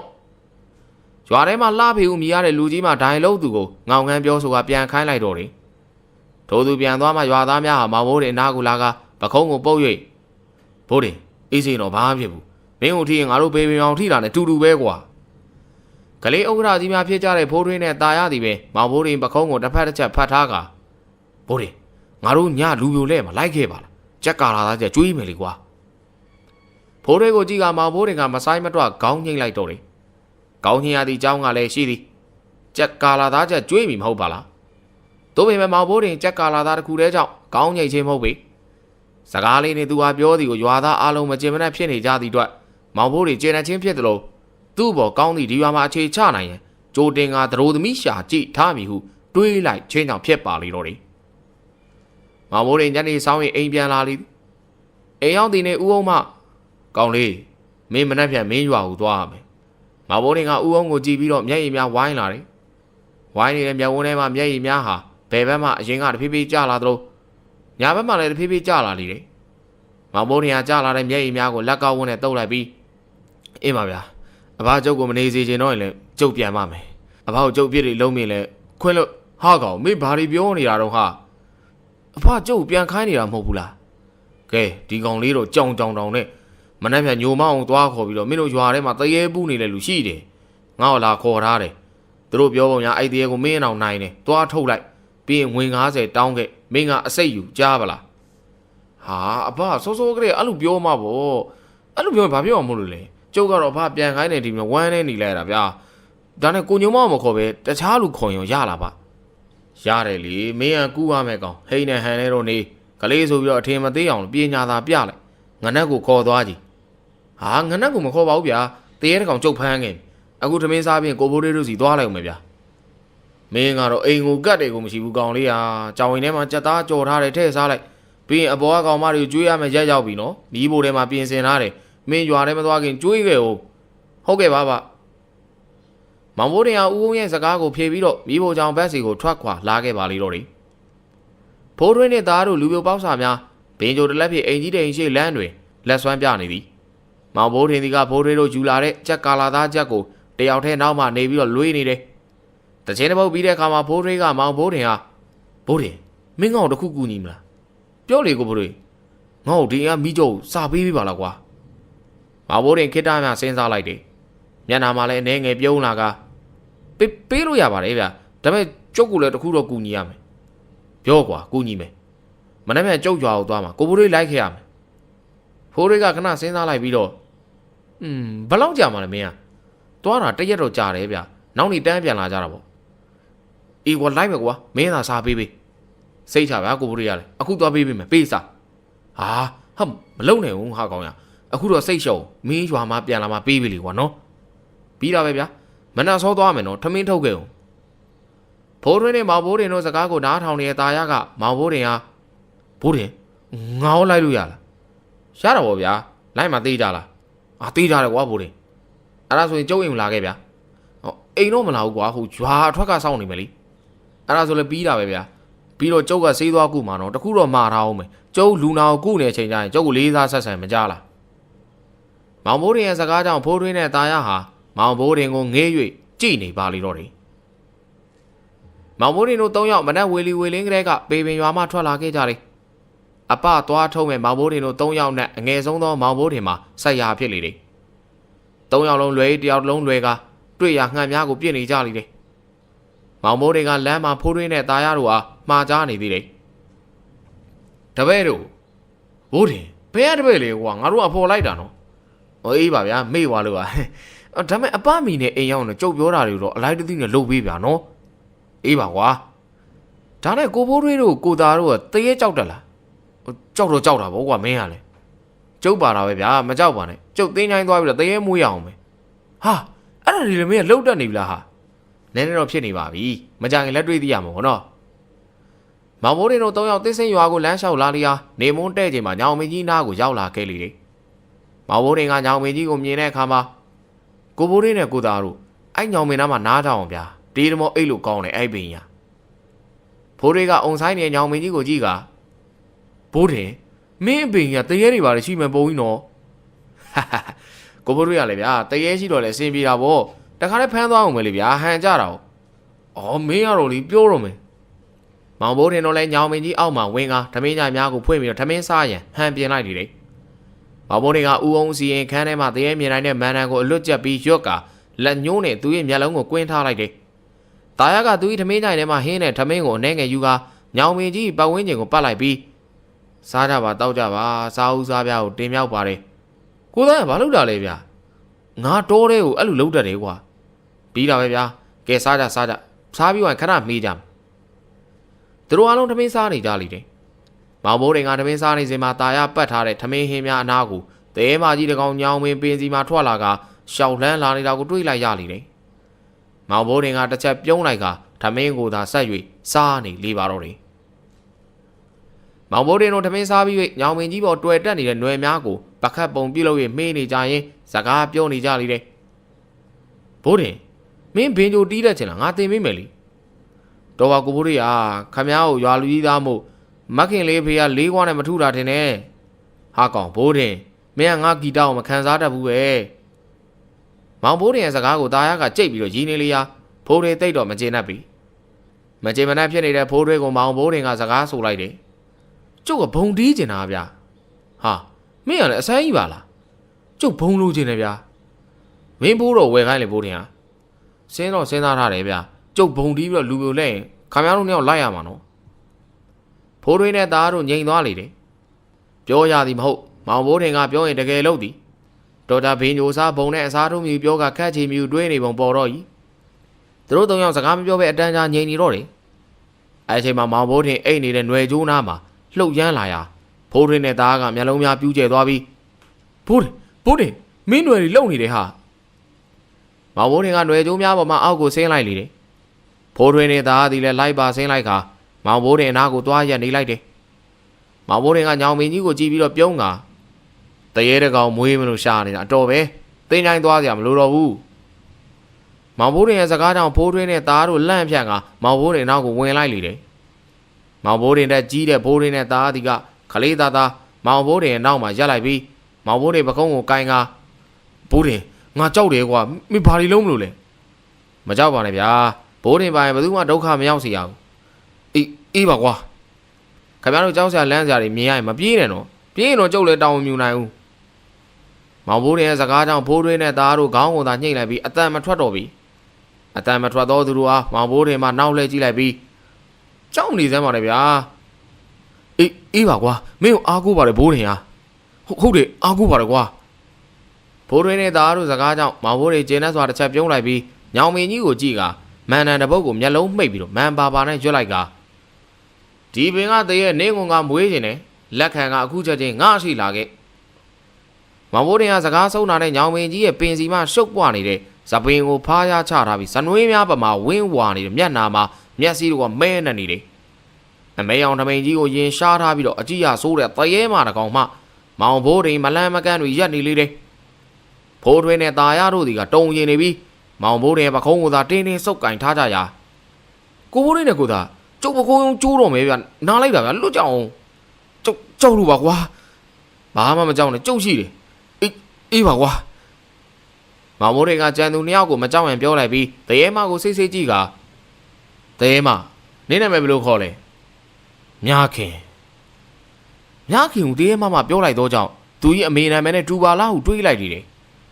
သူကြီးအမေဖြစ်နေမလားဆိုတဲ့အတွေးတော့မောင်ဘိုးတင်စိတ်ထဲမှာတစ်စက်ကလေးများရှိမနေပါဘာကြောင့်လဲဆိုတော့မောင်ဘိုးတင်တွေးထားတော့သူကြီးအမေမှာမင်းသမီးလေးတည်းများလှပသည်ဟုထင်ထားတာကြောင့်သူကြီးရှိမှရှိတဲ့တရေမအားသူကြီးအမေကိုလုံးဝကိုမထင်မိပါအဲဒီနောက်မောင်ဘိုးတင်ဟာတရေမကိုနင်းကငါ10ရက်ကိုအမဲသား2ပိတ်သာကျွေးမယ်နင်းကငါခိုင်းတာလုံးရမယ်လုံးမလားပြောစမ်းလုံးမယ်တရေမကကွဲအပ်6ကတ်နေတဲ့အတန်ဖြစ်ပြန်ဖြေးလေတယ်အဲဒီကမောင်ဘိုးတင်ကလုံးမယ်သူစာချုပ်ချုပ်ရမယ်နေနေတဲ့နေရာကိုပြောဒီညောင်မင်းမဲအေးပြီးရောမောင်ဘိုးတင်ကညောင်မင်းပင်စီနားကိုသွားပြီးသူ့ရဲ့လက်ထိတ်ကိုလွယ်ထဲမှာပါလာတဲ့ဓားလေးနဲ့ဖောက်လိုက်ပြီးတော့ညောင်မင်းပင်စီကိုသွေးများပေစီပြီးနိုင်ငါဘိုးတင်တရေမများခင်ကို10ရက်ကိုအမဲသား2ပိတ်သာကျွေးပါမည်မကျွေးပါကငါနဲ့ငါမိသားစုဒုက္ခရောက်စေတရေမများခင်သည်ငါဘိုးတင်ခိုင်းမကိုလှုပ်ရမည်မောင်ဘိုးတင်ကတရေမကိုမွေးပြီးဖြစ်၍တရေမဘက်ကိုလှည့်ကာနေကိုငါပိုင်ပြီနော်ငါတော့လိုက်ခဲ့သိစိမ့်ရွာတဲ့တရေဘူးတဲ့သူကိုငါအမိန်ပေးမောင်းထုတ်လိုက်ကြားလားနောက်တစ်ခါပြန်မပူးနိုင်အောင်လှုပ်ပေးနိုင်တော့ကြားလားတရေမကမောင်ဘိုးတင်ရဲ့စကားကိုကောင်းညှိပြီးပျောက်ကွယ်သွားပါတော့တယ်မောင်ဘိုးတင်လည်းဖိုးထွေးနဲ့ตาရကိုခေါ်ကာတစ်စိမ့်ရွာကိုခရီးဆက်လာပါလေတော့တယ်မောင်ဘိုးတင်တို့ညနေနေဝင်လူမှာတစ်စိမ့်ရွာအဝင်ကိုရောက်လာကြလေတယ်ရွာဝင်မှာတစ်စိမ့်ရွာမှာဥစော်ဆိုသောသူနဲ့ကိုမိုင်းဆိုသည့်လူနှုတ်ရက်ဆောင်ကမောင်ဘိုးတင်ကိုမြင်ကြသောအခါဘိုးတင်ဆရာကြီးမပါဘူးလားမပါဘူးဗျအဖကျုပ်ကိုပဲလွှတ်လိုက်တာဟုတ်ပါမလားကွာတုံဆရာတွေမရလို့ဆရာကြီးကိုပင့်တာနော်မယုံရင်လည်းကျုပ်ပြန်ုံပဲလေကျုပ်ဘာကိုပြန်ပြောလိုက်မောင်ဘိုးတင်ကဖိုးတွေးတို့ကပြန်ပြီးဦးသဘောနဲ့မျက်စာပစ်ပြလိုက်ပြီးနောက်ပြန်လှည့်လိုက်တဲ့အခါဥစော်ဆိုသူမ အာဘိုးတင်မပြန်ပါနဲ့ကွာလာလိုက်ခဲ့ပါဆရာကြီးကမင်းကိုလွတ်လိုက်တာဆိုတော့လေမင်းပဲကုပေးပါပြီးတာပဲဗျာဒါဆိုလဲရှေ့ကလမ်းပြအော်နေခဏလေးမောင်ဘိုးတင်ကရှေ့မှသွားတော့မယ်ဦးစော်နဲ့ကိုမိုင်းကိုလက်ကပြလိုက်ပြီးလွယ်ထားတဲ့ထမင်းချိုင်းနဲ့လေးကွလောက်စာစားရှိသည်များကိုထည့်ထားတဲ့လွယ်အိတ်ကိုချွတ်လိုက်ပြီးဖိုးထွေးကိုပေးလိုက်ကဒေချာတဲခဲ့တော့ဂယုဆိုင်လွယ်ကြလာဖိုးထွေးကမျက်စိတစ်ဖက်မှိတ်ပြပြီးတော့ပြောလိုက်ရမှာဖိုးထွေးအောင်တက်နဲ့လွယ်အိတ်ကိုယူလိုက်ရတော့တယ်အဲဒီနောက်မောင်ဖိုးတင်ကလက်တစ်ဖက်နဲ့ဦးစော်တို့ဟာသွားဟူသောသဘောနဲ့ပြလိုက်ပြီးတော့လက်နှစ်ဖက်ကိုနောက်ပစ်ကကြော့မော်စွာနဲ့လမ်းလျှောက်နေလေတော့တယ်သူဤစိတ်ထဲမှာဟန်နဲ့ပန်နဲ့နေဟူသောဦးအောင်၏စကားကိုနားထောင်နေသည်ဟုတွေးနေရင်လက်နောက်ပစ်ပြီးတော့လမ်းလျှောက်လို့သွားနေပါလေတော့တယ်ရေနံစီမီးခွက်ရဲ့အလင်းအောင်အောက်မှာအသက်15နှစ်ရွယ်ကောင်လေးတယောက်မျက်လုံးပြူးလိုက်အန်ကျိတ်လိုက်နေပါဇက်မှလည်းငါ့ကိုအမဲသားကျွေးမကျွေးရင်ဒီကောင်လေးကိုတတ်စားမယ်အကွဲနေတဲ့အတန်ကြီးနဲ့ပြောတဲ့စကားသည်ကောင်လေးရဲ့ခန္ဓာကိုယ်နဲ့မလိုက်ဖက်စွာထွက်ပေါ်နေလေတယ်အဲဒီချိန်မောင်ဘိုးထင်တို့ရောက်လာပြီးတော့အဲဒီဝင်ရောက်ပူးကတ်နေတဲ့ကောင်လေးနားကိုဝင်ထိုင်လိုက်ပြီးအိမ်ပေါ်မှာရှိတဲ့ကောင်လေးရဲ့မိဘများကိုဘလို့စားဖြစ်တာလဲကျုပ်ကပြောသမ်းတော်တဲ့ထင်းခုတ်ကအပြန်ဖြစ်တာပဲဘိုးထင်ဘိုးထင်ကမျက်နှာကိုမကြည်မသာလှုပ်ပြီးတော့ချောင်းဟန်းလိုက်ရာအစောကပြောသောဝင်ပူးကန်ကောင်လေးရဲ့ဖခင်သည်ပြန်၍ပြောလေတယ်တော်တယ်သွားပြီးဖြစ်တာပါပဲဆရာလေးဘိုးထင်ကျုပ်ကမပင့်ခင်တခြားသူတွေကိုပင့်သေးလားပူးကန်ရဲ့အကောင်ပြောသလိုလိုက်လို့လားဆရာနှစ်ယောက်တော့ပင့်ပြီးထားပါသေးတယ်သူတို့ပြန်သွားတယ်ပြန်ပူးတာပဲအမဲသားလဲသွားကြွေးပါတယ်ကြွေးနေတော့ခဏပဲပြီးရင်ပြန်ပူးတာပါပဲဆရာလေးဘိုးထင်ကဲဘာမှပူမနေကြနဲ့တော့ဆရာအုံးရဲ့တပည့်ဆရာဘိုးထင်ရောက်လာအကုန်ပြောက်ပြီးသားမှတ်မောင်ဘိုးထင်ကအဲ့ဒီလိုကိုရီသွေးပြောဆိုနေစင်မှာဝင်ဘူးခံရတဲ့ကောင်လေးကမောင်ဘိုးထင်ဟာလယ်ဘင်းကိုညစ်မိဟန်ပြုတ်လုံနေစင်ညခင်ဒီကောင်နောက်တစ်ခါပြန်မပူးရအောင်လှုပ်လိုက်စမ်းမောင်ဘိုးထင်ရဲ့စကားဆုံးသွားတာနဲ့ဝင်ဘူးခံရတဲ့ကောင်လေးဟာနောက်ကိုလန်ကျသွားပြီးမျက်လုံးများပြူးကငိမ်သက်သွားလေတော့တယ်ခဏကြာသောအခါမှသတိပြန်ရလာကအမေကျုပ်ဘာဖြစ်တာလဲဟမ်ဘိုးတင်ကဘယ်လိုလုပ်ပြီးရောက်နေရလဲစိုးရီနေဘာမှဖြစ်တော့ဘူးနော်ဆရာလေးဘိုးတင်လို့ခေါ်နင့်ကို तू ကကုပေးလိုက်တာဗျာဆရာလေးဘိုးတင်ဟုတ်လားမောင်ဘိုးတင်ကအိမ်ရှင်များကိုကုသငွေ90တောင်းလိုက်ရာကြည်ပြူစွာနဲ့ပေးပြီးတဲ့နောက်မောင်ဘိုးတင်ကအိမ်ရှင်များချပေးတာရေနွေးချမ်းကွက်ကိုဟန်ပါနဲ့ကင်လိုက်ပြီးကဲကျုပ်တပည့်လေးလည်းဘိုက်စာနေလောက်ပြီညစာလေးကျွေးဖို့အစီအစဉ်ရှင်းကျွေးလိုက်ကြပါဦးမောင်ဘိုးတင်ကရေနွေးချမ်းကိုတောက်ရင်လည်းအဲ့ဒီလိုပြောလိုက်တဲ့အခါဖိုးထွေးနဲ့သားရမျက်လုံးပြူး၍မောင်ဘိုးတင်ကကြည့်နေကြလေရာမောင်ဘိုးတင်ကမမြင်ဟန်မျက်နှာလွှဲနေလိုက်ပါတော့တယ်ဇိုးဝေကိုအပထုတ်ပေးပြီးတဲ့နောက်ဇိုးဝေမိဘများဟာမောင်ဘိုးတင်တို့ကိုညစာကိုကောင်းမွန်စွာကြွေးမွေးနေသည်မောင်ဘိုးတင်မှာအားရပါရထမင်းစားနေရဖိုးထွေးကဆရာလေးဘိုးတင်ကညစာအသားဟင်းတွေမစားဘူးကြက်ကာလာသားဆိုပိုးလို့တော့မစားဘူးဗျာဖိုးထွေးကအဲ့ဒီလိုပြောကကြက်ကာလာသားချက်ကိုဘိုးတင်နဲ့ဝေးရာကိုဆွဲလိုက်တယ်တာရကလည်းဖိုးထွေးနီးတူဟုတ်တယ်ဗျာဆရာလေးဘိုးတင်ကဝက်သားတွေလည်းမစားဘူးနည်းနည်းပဲစားတာမောင်ဘိုးတင်ထဲစားပြီးတော့လဲတာရကမောင်ဘိုးတင်မလန်းမကန့်မှဝက်သားရေးပကံကိုသူ့ချိတ်မှာချလိုက်လေတယ်မောင်ဘိုးတင်ကထမင်းစားနေတဲ့ဖိုးထွေးနဲ့တာရကိုမျက်လုံးပင့်ကြည့်လိုက်တယ်။သို့ပေမဲ့ဖိုးထွေးနဲ့တာရသည်ကမမင်းကြောင်ဆောင်ကထမင်းစားနေကြလေတယ်။အဲဒီနောက်မောင်ဘိုးတင်ကတပည့်လေးတွေကမသိဘူးထင်တယ်။အဲဒီအသားဆောင်တာတွေဘာတွေကမနေ့ကနောက်ဆုံးနေလေတပည့်လေးတွေမင်းတို့ကမပြောလိုက်ရဘူး။မောင်ဘိုးတင်ကအဲဒီလိုပြောပြီးတော့ဟင်းကွက်များကိုပြန်ဆွဲယူလိုက်ပါတော့တယ်။မောင်ဘိုးတင်တို့ကအပထုတ်ပေးရအိမ်ကနေထွက်လာပြီးမောင်ဘိုးတင်ရဲ့ဖခင်အိမ်ကိုလှမ်းလာခဲ့ကြတယ်မောင်ဘိုးရင်ရဲ့ဖခင်အိမ်ကိုရောက်တော့မောင်ဘိုးရင်ရဲ့ဖခင်ဦးကောင်းကကိုယ့်ပြစ်မှာထိုင်ပြီးအရက်တောက်နေလေတယ်။မောင်ဘိုးရင်အိမ်ဝိုင်းထဲဝင်သွားပြီးမိကွက်မထွန်းအမောင်ထဲမှာအရက်တောက်နေတဲ့ဦးကောင်းကိုအဖေကျုပ်ဘိုးတင်ပါအေးဘိုးတင်အလဲလာတာလားကွာမောင်ဘိုးတင်ခိတ္တကြောင်ငေးသွားလေတယ်။အမြဲဂျိုးကောင်လေးကိုခေါ်တဲ့အဖေဒီကအခုဘိုးတင်လို့ခေါ်နေပြီမဟုတ်ပါလား။သူငေးကြောင်နေစင်မှာဦးကောင်းကဆက်ပြီးတော့စကားဆိုလာတယ်။ဘိုးတင်ထမင်းကိုစားပြီလားနေလေကငါချက်ထားတာရှိသေးတယ်ကွာသွားစားဒီမှာအိမ်မှာမဟုတ်လားဟာဟိုနောက်ကဧည့်သည်တွေပါလာလားမီးအောင်မရှိလားအောင်မင်းလေးအောက်မှာဘိုးထင်နောက်မှာဖိုးထွေးနဲ့တာရတို့ကိုကြည့်လိုက်ပြီးဦးကောင်းပြောလိုက်ရာမောင်ဘိုးထင်ကခေါင်းကိုညှိလိုက်ပြီးတော့ဟုတ်တယ်ဖေကျုံနေတဲ့ကြွားပါကျုံနောက်ကိုအဖော်လိုက်လာပြီလားသူတို့အတွက်ကောပဲဆိုထမင်းချက်ရလိမ့်မယ်ငါလှဝင်းတို့အိမ်ကဟင်းနေသွားယူလိုက်အောင်မယ်ဒီနေ့ဒီကောင်လေးဝက်ဖော်ထားတယ် ဖခင်ဖြစ်သူရဲ့ပြောင်းလဲသွားသောဆက်ဆံမှုကြောင့်မောင်ဘိုးတင်အန်အောဝမ်းသာလုံး၍ဘာပြန်ပြောရမည်နည်းဟုတွေးတောနေစဉ်မှာဖိုးထွေးမှဦးကောင်းဟာစကားအစပြောလိုက်တော့တယ်။ဦးလေးကျုပ်တို့ကညသာစားပြီးပြီဗျာ။ဟေးဟုတ်လား။စိုးကြီးအရက်ဆိုင်ကလား။မဟုတ်ဘူးဗျာ။ဘိုးတင်အပထုတ်ပေးတဲ့အိမ်ကကျွေးလိုက်တာ။ဟာဘိုးတင်ကအဲ့ဒီပညာတွေတတ်နေပြီလား။ဟုတ်တယ်ခင်ဗျာ။အေးကောင်းတယ်ဘိုးတင်ငါမီးခွက်သွားထွန်းလိုက်အောင်မယ်ကွာ။ဦးကောင်းကကိုပြင်းမထရန်ပြင်လိုက်စဉ်မောင်ဘိုးတင်ကရတယ်ပြီကျုပ်သွားထွန်းလိုက်မယ်။မီးချင်းနဲ့မီးခွက်အရင်နေအောင်မလား။အေးဟုတ်တယ်ရတယ်ကျုပ်သွားလိုက်မယ်မောင်ဘိုးတင်ကအိမ်မော်ကိုတက်သွားလိုက်လေတယ်မကြမီမောင်ဘိုးတင်ရဲ့အိမ်လေးဟာမီးရောင်လေးများထွန်းလင်းလာလေတော့တယ်အဲ့ဒီချိန်မောင်ဘိုးတင်တို့အိမ်ဝိုင်းထဲကိုလူတယောက်ဝင်လာလေတယ်ဝင်လာတာနဲ့အဲ့လူရဲ့ဗဇက်မှာလဲဘိုးတင်ဆိုတဲ့ကောင်ရွာလာတာတော့ငါ့ကိုမပြောဘူးတကယ့်ကောင်အဲ့ဒီလူမှာမောင်ဘိုးတင်ကိုငယ်ငယ်ကလေးကတန်ရုံးစင်ရှိနေတော့အရက်ဆိုင်ပိုင်ရှင်ကိုစိုးကြီးဖြစ်တော့တယ်ကိုစိုးကြီးကမီးခွက်ထုံးပြီးတော့ပြန်ဆင်းလာတဲ့မောင်ဘိုးတင်ရဲ့ပခုံးကိုပုတ်လိုက်ပြီးမင်းဆိုတဲ့ကောင်ကွာတကယ်ကိုနေနိုင်တာပဲရွာအောင်ရောက်ချင်းငါစီဝင်လာပါအောင်ဟာ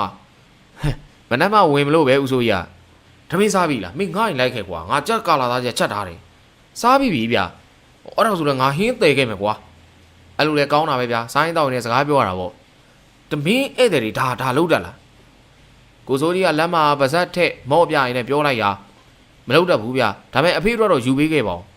မင်းဖေကိုလည်းတေချာကြည့်ရောစုပ်ပြီးတော့တိုက်မနေနဲ့ငါသွားယူလိုက်မယ်အားဆိုဦးစိုးကြီးပြောမှမောင်ဘိုးတင်လာရောက်အောက်မှာသူ့အဖေအားတေချာကြည့်လိုက်မိတော့တယ်မျက်နာအပါဝင်အသားအရည်ကဖောင်းပွားနေပြီဖြစ်လေတယ်နှစ်ရှည်လာများအရက်ကြီးတောက်နေတဲ့ဖခင်ဒီကပွာရောင်းတဲ့အသားရည်ကိုပိုင်ဆိုင်နေပြီဖြစ်တယ်မဟုတ်ပါလားဦးကောင်းဒီကဖိုးထွေးတာရတို့နဲ့ရီကာမောကစကားကောင်းနေပြီဖြစ်တော့တယ်မကြတော့ချိန်မှာကိုစိုးကြီးရောက်လာပြီးကြက်ကာလာသားကြက်များကိုအိုးလိုက်မလာကအရက်တပလင်းမှာခါထိုးလာလေတယ်အဲ့ဒီရက်ပလင်းကိုမောင်ဘိုးတင်ကိုပေးလိုက်တော့ခါဦးကောင်းကဘိုးတင်မင်းအရက်တောက်တက်နေတာလားမတောက်ပါနဲ့ကွာ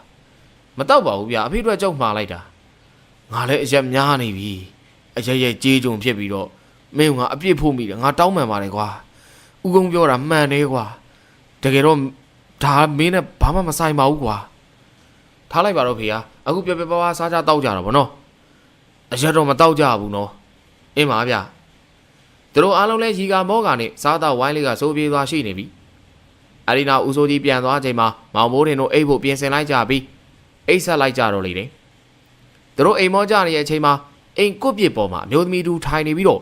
တစ်ချက်ငိုရှိုက်တန်ကထွက်ပေါ်လာသည်ကိုသူတို့အိတ်ပျော်နေသောကြောင့်ကြားနိုင်ကြမည်မထင်ပေမောင်မိုးတင်တို့တစ်စိတ်ရွာလေးမှမနက်စောစောထွက်ခဲ့ရာဘေပင်ရွာသို့ညနေချိန်ပြန်ရောက်လာလေတယ်ရွာထိပ်ရောက်တာနဲ့တာရကမောင်ဘိုးတင်ကိုစကားဆိုလေတယ်ဘိုးတင်မင်းတော့ငါတို့လိုက်ပေးတယ်နော်မင်းလည်းငါတို့ကူညီတောင်းရင်ပြန်လုပ်ပေးရမယ်စိတ်ချပါဗျာကိုသားတို့အတွက်ဆိုကျုပ်ကစေနာအပြည့်နဲ့ကိုကူညီပေးမှာကိုသားတို့လို့မဟုတ်ဘူးနော်ငါတို့ကမင်းကိုစေနာမပါဘူးလို့ပြောရလားဝတ်သားကွက်ကြီးဆွဲသွားတာစေနာပါတာလားဗျာမင်းအောင်ဒိုးကိုများတပယ်လေးပါလိမ့်နော်ဟမ်အဘဟိနဲ့ဟန်နဲ့နေဆိုလို့ပါဗျာကထားလိုက်ပါကွာနောက်2ရက်လောက်နေမင်းငါတို့နဲ့လိုက်ခဲ့ရမယ်ဘယ်လိုတုံးဗျာမင်္ဂလာကိစ္စလို့သာမှတ်ကွာကဲသွားပြီဖိုးရင်းနဲ့သားမောင်ဘိုးတင်ကိုနှုတ်ဆက်ကသူတို့၏အိမ်များကိုထွက်သွားကြလေတယ်မောင်ဘိုးတင်ကလည်းဦးအောင်ရဲ့အိမ်ကိုရောက်တာနဲ့ဦးအောင်ကိုငွေ90အကုန်လုံးကိုအပ်လိုက်လေတယ်ဦးအောင်ကမောင်ဘိုးတင်ကိုငွေအစိတ်ပြန်ပေးတဲ့အခါမှာမောင်ဘိုးတင်ကအာဖကျုပ်မြူခြင်းဦးပါရဲ့ယူပါကွာမင်းကလည်းမင်းကုထားတာကျုပ်ကငွေအစိတ်ကိုမြူခြင်းဦးဗျာကျုပ်လိုချင်တာရှိရင်အဘကိုပြောမယ်အဘဝယ်ပေးဗျာ